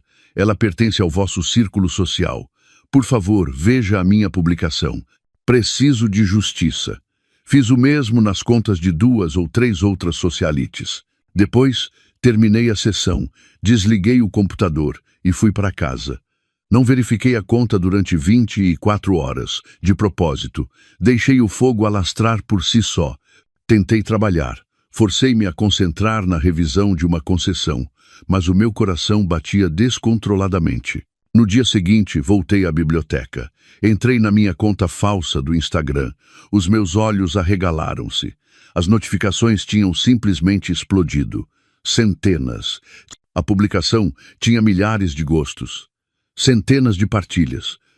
Os meus comentários estavam cheios de mensagens. É aquela Mafalda Eventos que organiza casamentos de luxo. Que loucura! Parecia tão decente. Pois, as amantes de hoje em dia não têm mesmo cérebro, com a melhor amiga. Eu sou cliente dela. Tenho meu casamento na próxima semana. Meu Deus, cancelar, o que faço? Que crueldade! Roubou o marido e ainda roubou o dinheiro. É mesmo pobre, ou quê? E então vi o que procurava. A Alexandra Vasconcelos de Almeida tinha comentado a minha publicação. Meu Deus, conheço esta rapariga. Não esperava. Um ato tão vil. Roubar o marido da melhor amiga e ainda por cima roubá-la é imperdoável. Beatriz, desejo-lhe paciência. O karma existe. O comentário da Alexandra era o selo de aprovação. Depois, vi as suas histórias. Ela fez uma captura de ecrã da minha publicação e escreveu por cima, em letras maiúsculas vermelhas: lição para todas as mulheres. Nunca confiem em cobras de 2 caras que fingem ser amigas. Eu, pessoalmente, coloco esta pessoa e o seu negócio na lista negra. Repugnante. O incêndio alastrou-se. Verifiquei a conta, Mafalda Eventos. Tinha desaparecido. Ela desativou-a. Tarde demais. As capturas de ecrã já se tinham espalhado por todo o lado. Sorri um sorriso frio. Naquela noite, o meu telemóvel antigo, que eu guardava e ligava apenas ocasionalmente para verificar mensagens de família por rede sem fios, vibrou. Uma mensagem de WhatsApp da Sofia, a esposa do Diogo, o colega do Gonçalo. Bia, meu Deus, Beatriz, onde estás? Está tudo bem contigo? Acabei de saber de toda a história. Não consigo acreditar. A Mafalda... Estou bem, Sofia. A recuperar, respondi secamente. Bia, isto é uma loucura. No grupo de conversação das esposas do trabalho e no meu grupo de socialites, estou no mesmo grupo da Alexandra, está um alvoroço. Aquela publicação no Instagram. Foi mesmo tua? É verdade, respondi. Meu Deus, Bia. A Mafalda está completamente arrasada. Todas as clientes dela do nosso círculo cancelaram os contratos. Estão a exigir a devolução dos adiantamentos. A Alexandra expulsou-a imediatamente de todos os grupos de conversação. Estão a atacar lá em todos os grupos de WhatsApp, a chamar-lhe ladra e amante. O negócio dela acabou, Bia. Acabou. Li a mensagem. O negócio dela acabou. Desliguei o meu telemóvel antigo. Terceiro ataque. Bem-sucedido. O Gonçalo não tem trabalho. A Mafalda não tem negócio nem reputação. Nenhum dos dois tem nada. Tem apenas um ao outro e um monte de dívidas. Pergunto-me quanto tempo o seu amor secreto vai durar sem dinheiro e estatuto social. Fui até a janela da minha casa. Lá fora, a lua cheia brilhava. Não senti vitória. Não senti felicidade. Senti que a justiça tinha sido feita. A justiça finalmente chegou. E agora estava pronta para os enfrentar cara a cara. Eu sabia que mais cedo ou mais tarde eles iriam encontrar-me. A minha nova vida na pequena casa anexa começou a entrar no seu próprio ritmo. Acordava, fazia café e sentava-me imediatamente a trabalhar no portátil. Aceitava projetos de concessão como autônoma. O dinheiro não era muito, mas chegava para a renda e para a massa instantânea. Tinham passado quase 3 semanas desde que eu tinha detonado a bomba na vida da Mafalda. Depois da mensagem da Sofia, não ouvi mais nada. O mundo deles, o mundo do Gonçalo e da Mafalda, parecia tão distante. Eu tinha cortado todos os contactos. No meu novo telemóvel, tinha apenas os números da Drá, Laura, de alguns clientes e da senhoria. A raiva, que antes ardia como fogo, transformou-se agora em cinzas frias. Já não sentia aquela dor lancinante cada vez que me lembrava deles. Havia apenas um cansaço profundo e um desejo de acabar com tudo isto o mais depressa possível. Estava concentrada a rever um logótipo quando o meu novo telemóvel tocou. O número da minha irmã, Ana. O meu coração deu um pequeno salto. Era estranho. A Ana não tinha o meu novo número. Eu só o tinha dado a Drá, Laura. Hesitei por um momento, mas depois atendi a chamada. Tu? Ana? Bia, meu Deus, finalmente consegui falar contigo. A voz da Ana estava em pânico e zangada. O que se passa, Ana? O que se passa? Interrompeu ela. Onde é que tu andas? Sei que mudaste de número. Pediu a tua Drá, Vasconcelos. Disse que era uma emergência familiar. Ela deu-me este número. Fiquei surpreendida. Sim, depois de eu insistir. Bia, tu passaste todos os limites. Fiquei confusa. Que limite, Ana?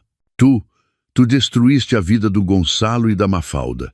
Tens noção do que fizeste? O meu sangue gelou nas veias. Como é que ela sabia? Há pouco, o Gonçalo e a Mafalda estiveram aqui, em casa da mãe. Continuou a Ana. A sua voz começou a tremer de emoção. Eles vieram. Meu Deus, Bia. O aspecto deles era horrível. Fiquei em silêncio. O Gonçalo foi despedido, Bia. Despedido. Ele disse que foste tu que espalhaste calúnias no escritório dele. E o negócio da Mafalda faliu. Ela estava a soluçar, a dizer que tu espalhaste boatos nojentos no Instagram. Foste mesmo tu, Bia? Não respondi. Bia, responda. Não são calúnias, Ana, disse eu finalmente. A minha voz era neutra. É a verdade. Eles casaram-se nas minhas costas, roubaram o meu dinheiro. Mas Bia, eles admitiram o erro, pediram desculpa, não precisavas de ser tão cruel. Eles pareciam tão miseráveis. Bia, a Mafalda, ela está grávida. O meu coração pareceu parar. Grávida. A Mafalda estava grávida. Um filho do Gonçalo. Grávida. Sussurrei. Sim, grávida. Já de 3 meses. A voz da Ana suavizou. Ela chorou tanto, disse que só queria pedir-te desculpa em paz. Queria que retirasses a queixa. Eles não têm dinheiro nenhum. Foram despejados do apartamento da Mafalda porque não conseguiam pagar. É triste, Bia. Há uma criança inocente no meio disto. 3 meses. Contei para trás. Então, quando os apanhei naquela casa, ela já estava grávida. Quando estava na escada com aquele penhoar, já carregava o filho do meu marido. Uma náusea mais forte do que a daquela noite subiu-me à garganta. O que é que eles te pediram, Ana? Perguntei. A minha voz era quase inaudível. Ouviu-se um suspiro pesado da Ana. Eles pediram a tua morada. Só querem conversar. Bia, resolvam isto em paz. Tenho pena deles. Deste-lhes, interrompi. A minha voz subiu de tom. Deste-lhes a morada desta casa? Bia, ouve primeiro. Eles só queriam. Ana, gritei. Tu não sabes de nada. Não sabes o que eles me fizeram. Como pudeste dar-lhes a minha morada? Mas eu tive pena deles, Bia. Eles ajoelharam-se à minha frente. Por causa daquela criança, tens de ter um pingo de consciência. Desliguei. Tremia violentamente. Ela deu a minha morada. A minha própria irmã, que eu tentei proteger deste drama, ficou do lado deles. Por pena, por causa de uma criança. Tranquei a porta da minha casa. Fechei as janelas e corri as cortinas. Eu sabia que eles viriam. Sentei-me numa cadeira, a olhar para a porta, à espera. Passou 1 hora. O meu coração batia forte a cada som de uma mota a passar na rua. E então ouvi passos lá fora e depois uma batida, suave, hesitante, toque-toque. Não me mexi. Toque-toque. Bia. A voz do Gonçalo era rouca e derrotada. Bia, eu sei que estás aí. A Ana disse-nos. Nós só queremos conversar. Fechei os olhos. Respirei fundo. Raiva, dor, nojo, tudo se misturou. Levantei-me. Fui até a porta. Não olhei pelo olho mágico. Destranquei a fechadura. Abri a porta. À minha frente estavam as 2 pessoas que um dia foram o meu mundo. Pareciam destroçados. O Gonçalo que eu conhecia era aprumado, carismático, cheirava a perfume caro. O homem à minha frente estava esgotado. O cabelo estava comprido e despenteado. Tinha barba por fazer.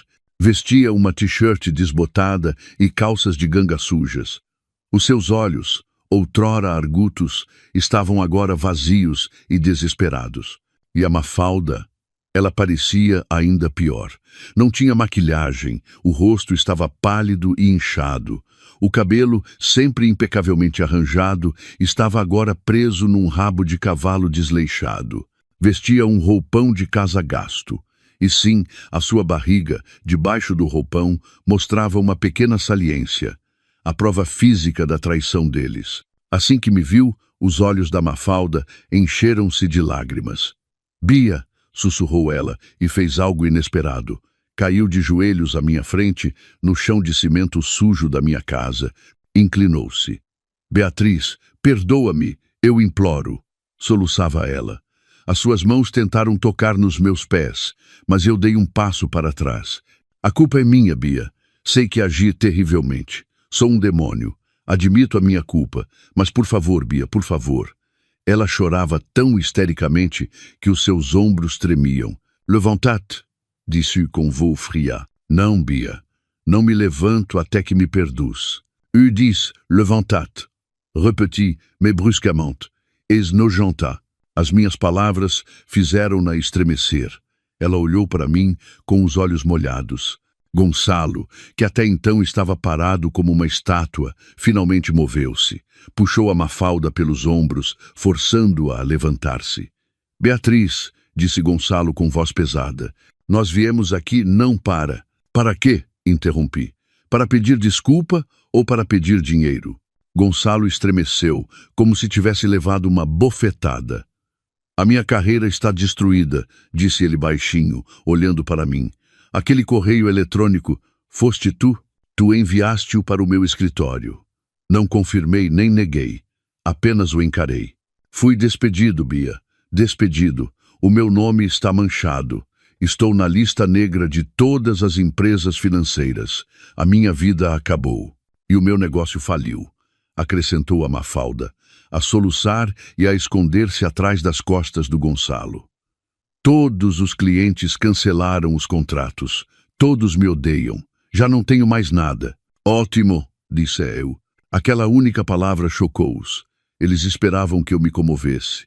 Esperavam que eu tivesse pena deles. Bia, por favor. Gonçalo deu um passo em frente. Está bem, a culpa é minha. Eu mereci. Eu admito. Mas a Mafalda, ela está grávida, disse ele. A sua voz suavizou, tentando despertar a minha compaixão. Ela está à espera de um filho meu. Eu sei, disse eu. A Ana já me disse. Gonçalo olhou com alguma esperança. Então, por favor, Bia, por esta criança inocente. Tem pena desta criança, Bia. Ela não tem culpa de nada, interveio a Mafalda a acariciar a barriga. Nós não temos nenhuma almofada de segurança. Não temos dinheiro para ir ao médico. Nós precisamos daquele dinheiro que tu tiraste. Ah, era isso. Eles vieram aqui. Não para pedir desculpa. Vieram pelos 10.000 euros. Por favor, Beatriz, implorou Gonçalo. Retira a ação de partilha de bens. Deixa-nos ficar com o dinheiro restante.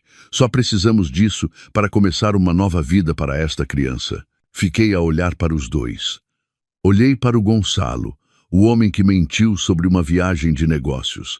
Olhei para a Mafalda, a mulher que me pediu para ser paciente enquanto dormia com o meu marido.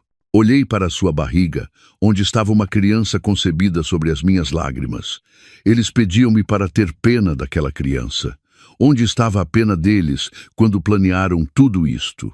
Onde estava a consciência deles quando gastaram os meus 40.000 euros? Esta criança, disse eu finalmente. A minha voz era calma, mas mortífera. Vocês conceberam esta criança enquanto ambos me apunhalavam conscientemente pelas costas. Por isso, não usem esta criança como escudo. Os rostos deles empalideceram. O nosso passado, tentou novamente o Gonçalo. A sua voz era desesperada. Tu um dia amaste-me, Bia, por todas as nossas boas memórias. As nossas boas memórias? Ri-me, um riso frio e vazio. Tu queimaste as nossas boas memórias até as cinzas no dia 15 de maio, quando te casaste com ela, no dia seguinte ao nosso aniversário. Gonçalo calou-se. Não tinha nada a dizer. A culpa é minha, Bia. A culpa é minha, gritou a Mafalda de repente, histericamente. Atirou-se para a frente, tentando novamente abraçar os meus joelhos. Eu faço o que for preciso. Vou pagar a dívida, prometo, mas por favor, tem pena desta criança. Afastei-me. Não me toques. As minhas emoções finalmente explodiram. Vocês vêm aqui, a minha casa apertada, depois de me roubarem mais de 40.000 euros, depois de me mentirem durante meses, depois de o meu marido ser despedido por causa da sua própria mentira e a minha amiga ir à falência por causa dos seus próprios atos. Vocês vêm aqui a trazer uma criança concebida em adultério e pedem-me para ter pena? Gritei-lhes na cara. Onde estava a tua pena quando eu chorava no teu ombro, Mafalda? Onde estava a tua consciência, Gonçalo, quando me disseste amo-te antes da tua viagem de negócios? Ambos tremiam. Nunca me tinham visto tão zangada. Vocês não têm nada, disse eu. Ótimo. Bem-vindos ao meu mundo de há 3 semanas. A diferença é que eu fui destroçada pelos vossos atos, e vocês foram destroçados pelos vossos próprios. Bia, por favor, sussurrou Gonçalo. Parecia um velho que tinha perdido uma guerra.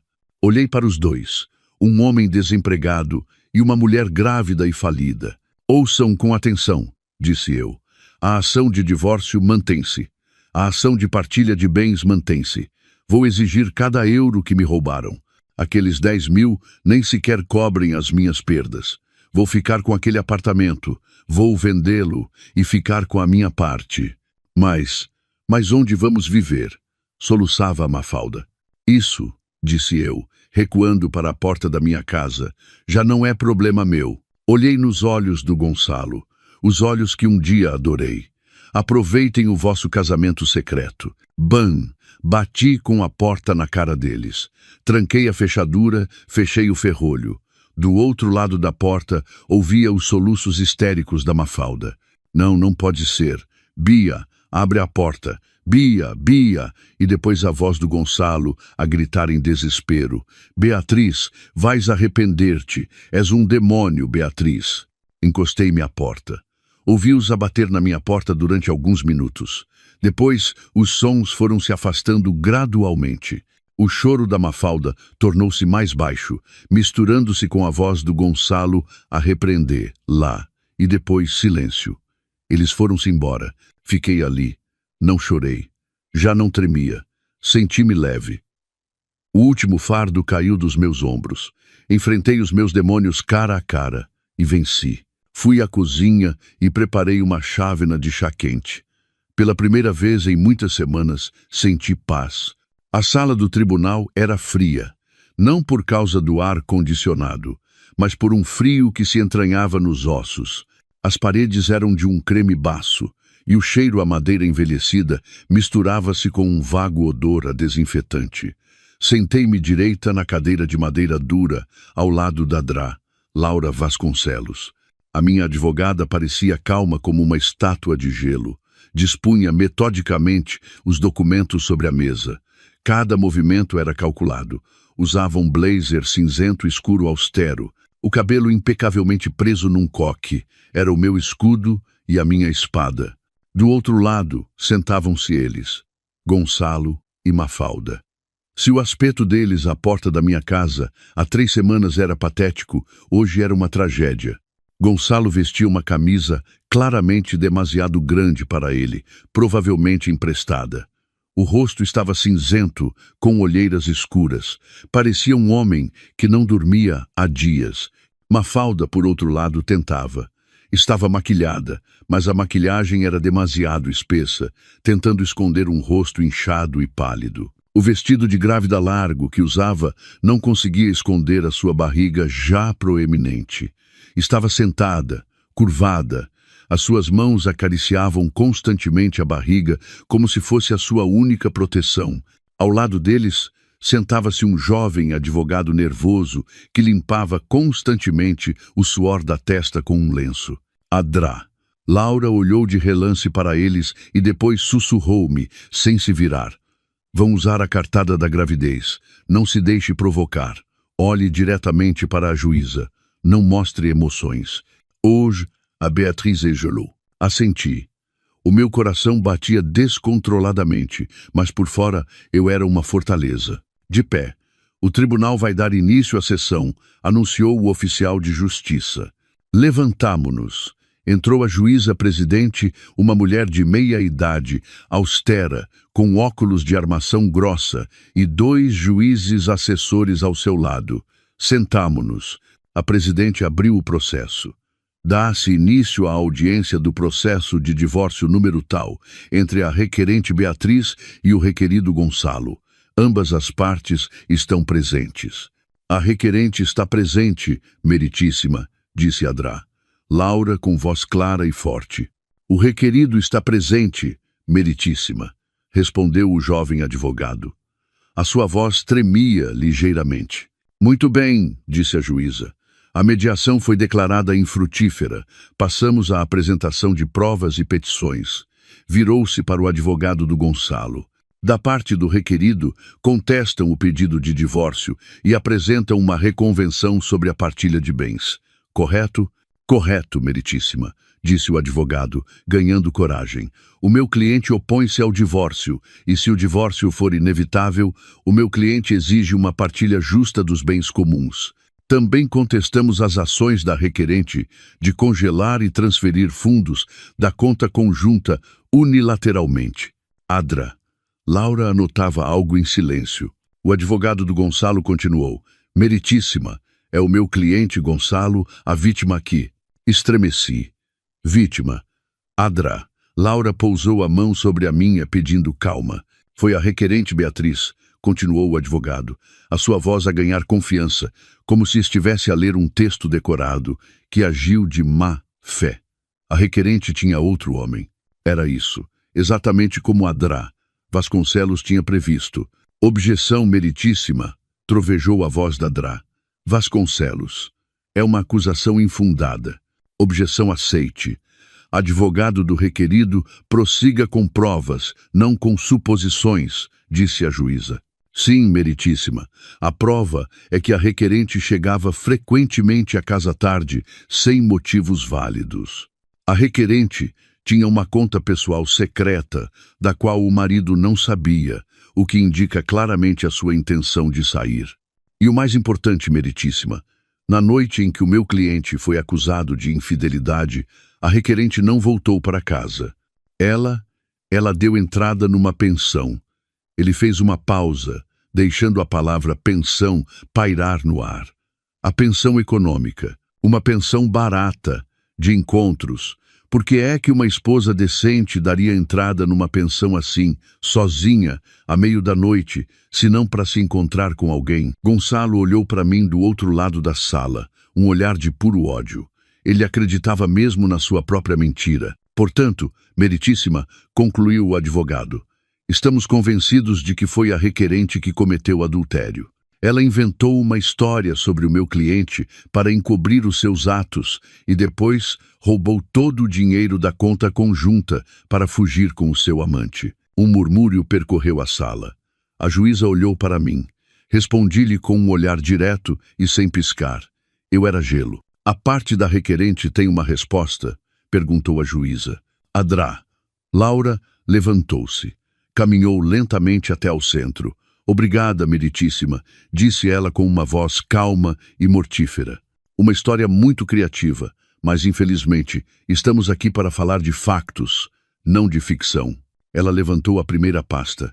Meritíssima, a parte do requerido acusa a minha cliente de ter uma conta secreta como prova de infidelidade. Apresentamos a prova DUM. É o extrato da conta de ordenado da minha cliente, aberta muito antes do seu casamento.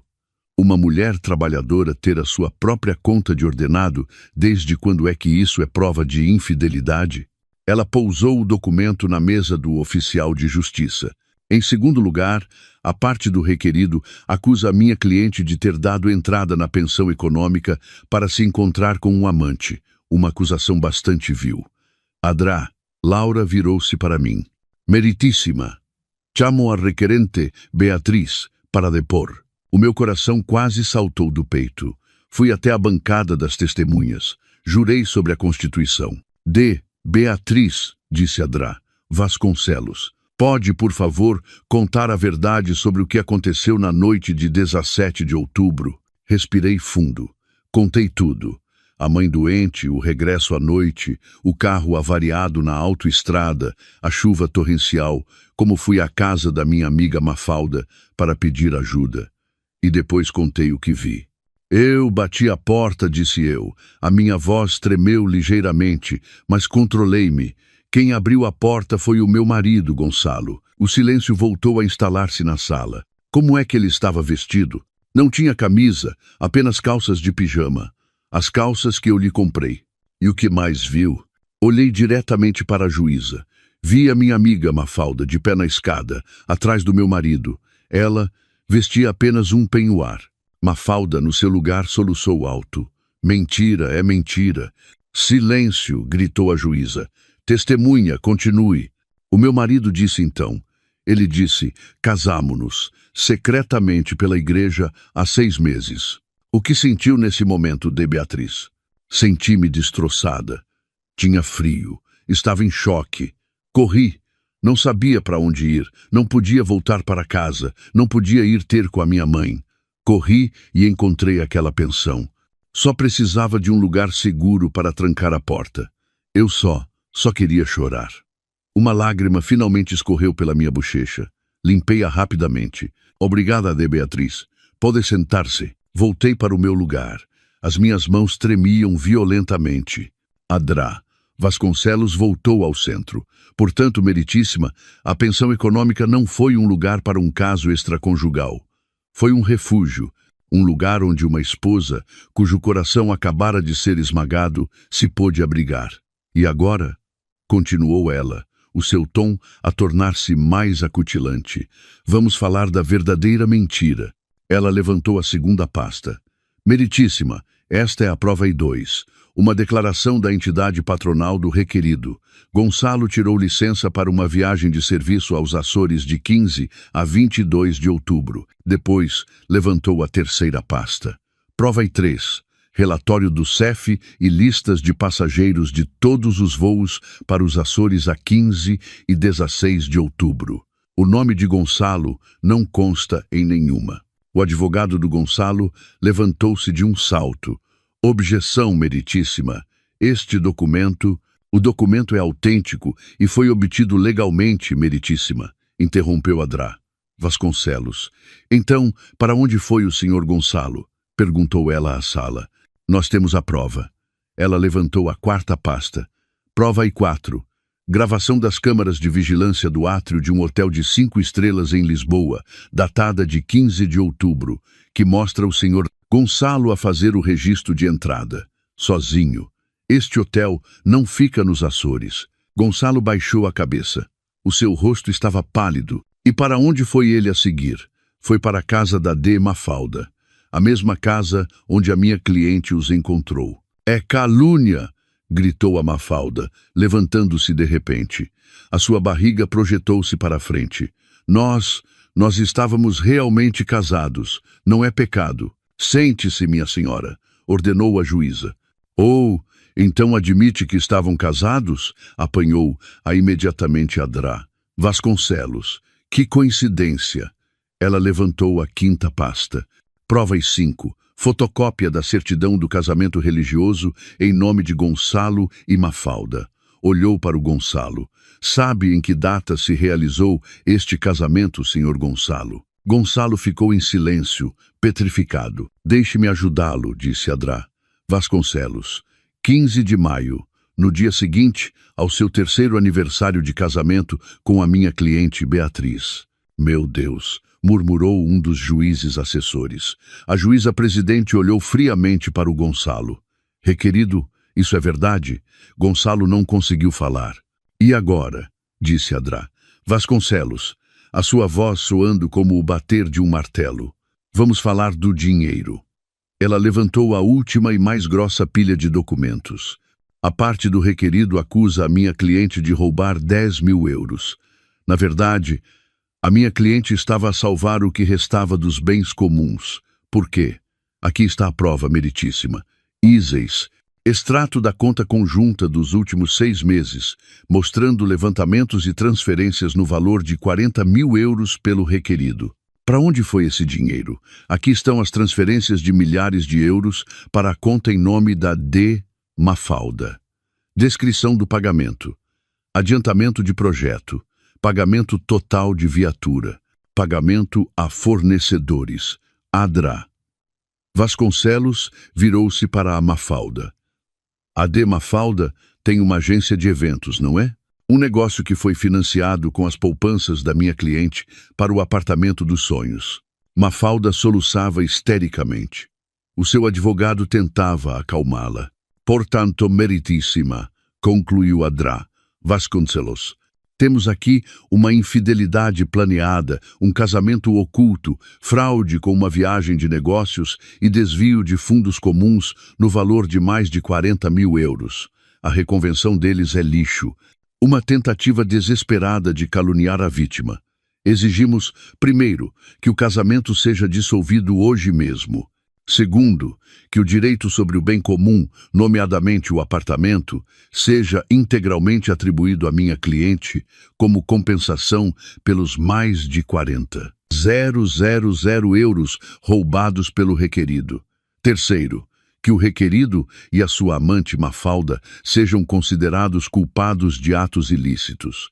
Um silêncio sepulcral instalou-se na sala. O advogado do Gonçalo sentou-se, derrotado. Não tinha nada a dizer. Gonçalo olhou para mim. Os seus olhos imploravam.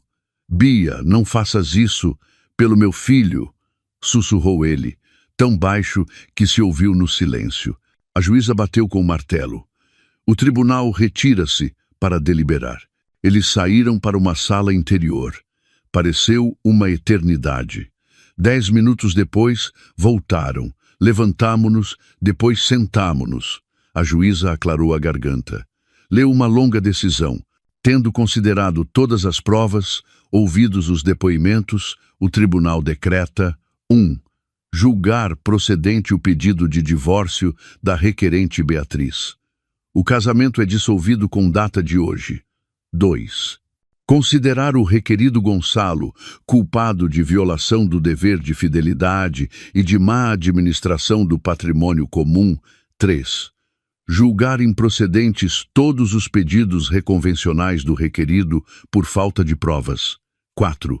Determinar que o montante de 40.000 euros, transferido pelo requerido para Mafalda, constitui uma dívida pessoal do requerido para com a requerente. 5. Determinar que o bem comum, nomeadamente o apartamento cito em morada, seja penhorado e vendido em asta pública. O produto da venda, após dedução da dívida do requerido, será dividido ao meio, o que, na prática, significa que a totalidade do valor da venda do apartamento reverte para a requerente para a liquidação da dívida do requerido. 6. Determinar que os 10.000 euros restantes, salvaguardados pela requerente, são propriedade legítima da requerente. O martelo bateu 3 vezes. Toque, toque, toque. Acabou. Eu venci. Venci incondicionalmente. Não! Um grito agudo veio da Mafalda. Levantou-se cambaleante. Não! Onde vamos viver? O que vai ser do bebê? Isto não é justo! Não é justo! Gonçalo puxou-a para se sentar. Chega, Mafalda. Chega. Perdemos. Beatriz, gritou-me a Mafalda. Os seus olhos estavam selvagens. És um demônio. Destruíste a vida do meu filho. Seguranças. Retirem-nos, ordenou a juíza.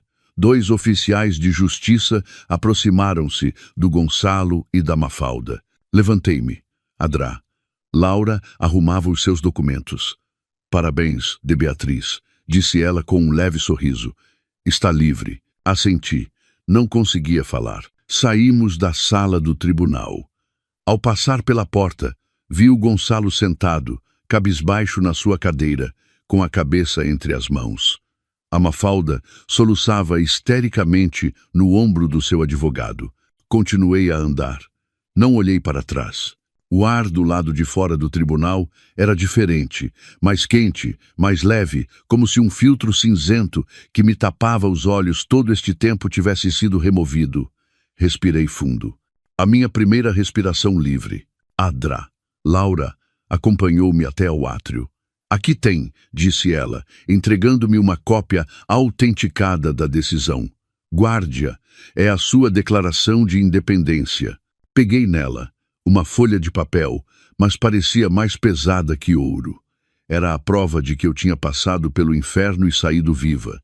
Quanto à venda do apartamento, continuou ela, voltando ao tom profissional, a minha equipa tratará do leilão. O processo pode demorar alguns meses. Transferiremos o resultado diretamente para a sua nova conta. Aconselho-a a abrir imediatamente uma conta nova, completamente limpa. Está bem, disse eu. E os 40.000 euros? Adrá. Laura sorriu fracamente. Não espere muito, de Beatriz.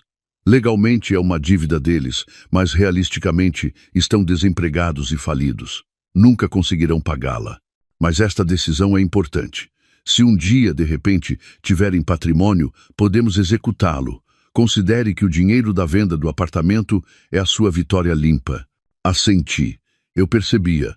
O dinheiro foi-se, mas a justiça foi feita. Obrigada, doutora Laura. Por tudo. Salvou-me. Ela apertou-me a mão com firmeza. Minha cara de... Beatriz, você salvou-se a si mesma. É forte. Agora, viva. Via afastar-se. Os seus passos eram firmes. Entrou num táxi e partiu. Fiquei sozinha no átrio. As pessoas passavam. Sentia-me como se tivesse acabado de nascer. Frágil, mas nova. Não fui direta para minha casa. Fui a pé, sem rumo. Só queria sentir os meus pés no chão, como uma mulher livre. Olhei para as montras, para as pessoas a rir nos cafés. A vida continuava. E agora... a minha vida também podia continuar. Os meus passos pararam junto a uma pequena florista. À frente estavam pequenos vasos com girassóis, as flores do meu sonho. Entrei. O que procura, menina? Perguntou o vendedor. Quero um girassol, disse eu. Comprei um pequeno vaso. Apertei-o contra o peito durante todo o caminho para casa. Naquela noite, sentei-me pela última vez no chão da minha pequena casa. Este lugar apertado foi o meu bunker durante a guerra. Agora parecia sufocante. Eu precisava de ar. Pousei o vaso com o girassol sobre a mesa. Peguei na certidão de divórcio. Li-a novamente. Beatriz, divorciada. Não, eu era Beatriz, uma mulher inteira. Não senti uma alegria exuberante. Senti alívio, tão profundo, tão silencioso, como um lago calmo depois de uma grande tempestade. Lembrei-me daquela Beatriz anterior, ingênua, disposta a tudo pelo marido, sonhando com uma casa, com uma vedação branca e um jardim cheio de flores. Aquela Beatriz morreu. Morreu naquela noite chuvosa, à porta da casa da Mafalda. A Beatriz de agora era diferente, mais dura, mais fria, mas também mais forte. Era uma Beatriz que se forjou no fogo da traição. Eu sabia o que fazer. Abri o meu portátil. A primeira coisa que fiz foi escrever um correio eletrônico de despedida. Enviei-o a vários clientes regulares. Expliquei que estava a encerrar a minha atividade autônoma em nome individual. Obrigada pela confiança todos estes anos. Estou a começar um novo capítulo. Vou construir a minha própria empresa de criação e concessão de marcas. Cliquei em enviar, sem dúvidas. Precisava de um novo começo, um novo nome, uma nova identidade. Peguei num caderno. Comecei a escrever. Beatriz Criativa. Zenit Concessão. Esbocei logótipos. Pela primeira vez em muito tempo, o fogo criativo reacendeu-se. Não por obrigação, mas por paixão. Vou usar o dinheiro da venda do apartamento não para comprar o antigo apartamento dos sonhos, mas como capital inicial. Capital para construir o meu novo sonho. Um pequeno estúdio, uma equipa, um nome que eu mesma vou construir. Nunca mais vou depender de ninguém. Segundo passo, habitação. Não podia ficar naquela casa. O lugar guardava demasiadas memórias da guerra. Abri um sítio de imobiliário na internet. Não procurei um apartamento com jardim. Procurei um estúdio. Um pequeno estúdio num andar alto, com janelas grandes que deixassem entrar o sol, com uma pequena varanda, pequena o suficiente para mim sozinha, grande o suficiente para o meu girassol. Encontrei uma opção perfeita, num bairro completamente novo, que não guardava memórias do Gonçalo ou da Mafalda. Escrevi imediatamente ao agente. Gostaria de ver amanhã. Último passo. Peguei no meu novo telemóvel, o meu telemóvel de guerra. Olhei para a lista de contactos. Drá, Laura, a senhoria, alguns clientes. Depois, peguei no meu telemóvel antigo, que guardava numa gaveta. Liguei-o. As notificações choveram. Dezenas de mensagens da Ana. Bia, desculpa. Bia, eu não sabia que ia dar nisto. Bia, eles disseram que foste muito cruel no tribunal. Bia, por favor, responde. Estou preocupada. Respirei fundo. Liguei-lhe do meu novo telemóvel. Tô? A sua voz estava surpreendida. Ana, sou eu. A Bia. Bia, meu Deus. Como estás? Como correu o tribunal? O tribunal acabou, Ana. Eu venci. Estou oficialmente divorciada. Houve silêncio. Oh bem, graças a Deus, se for melhor para ti. Bia, sobre eu ter dado a tua morada. Estou desiludida, Ana, interrompi. A minha voz estava calma, não zangada, apenas cansada. Tiveste mais pena deles do que da tua própria irmã. Tu não sabes o que eles me fizeram. Ana, eu só tive pena da criança. Essa criança não é problema meu, Ana. E a partir de agora, eles também não são problema teu. Eles manipularam-te, da mesma forma que me manipularam a mim. Ouviu-se um choro baixo. Desculpa, Bia. Eu perdoo-te, Ana, disse eu. Mas preciso de tempo. Quero começar uma nova vida. Vou mudar de número. Vou mudar de casa. Quando estiver pronta, contacto-te a ti e a mãe. Até lá, por favor, não me procures. Bia, não faças isso. Eu preciso disto, Ana, para sarar. Gosto muito de ti, mas agora tenho de me escolher a mim. Desliguei antes que ela pudesse responder. Tirei o cartão SIM do meu novo telemóvel. Parti-o ao meio. Parti também o cartão SIM do meu telemóvel antigo. Coloquei ambos os telemóveis num saco de plástico. Saí de casa. Fui até a ponte pedonal mais próxima. Havia lá um grande contentor do lixo. Deitei fora o saco. Deitei fora o Gonçalo. Deitei fora a Mafalda. Deitei fora a antiga Beatriz. Amanhã compraria um novo telemóvel. Um novo número. Voltei para casa. Fiquei à janela, a olhar para o meu vaso com o girassol sobre a mesa. Já não bloqueava os números deles. Não precisava. Eles já não existiam no meu mundo. Apaguei-os da minha vida. Eu estava sozinha, e pela primeira vez na vida, a solidão parecia tão pacífica, tão forte. Espero que esta história desperte o seu interesse por questões sociais. Se o comoveu, deixe um gosto, comente, partilhe e subscreva o meu canal. Vamos juntos espalhar energia positiva e proteger a luz. Obrigado.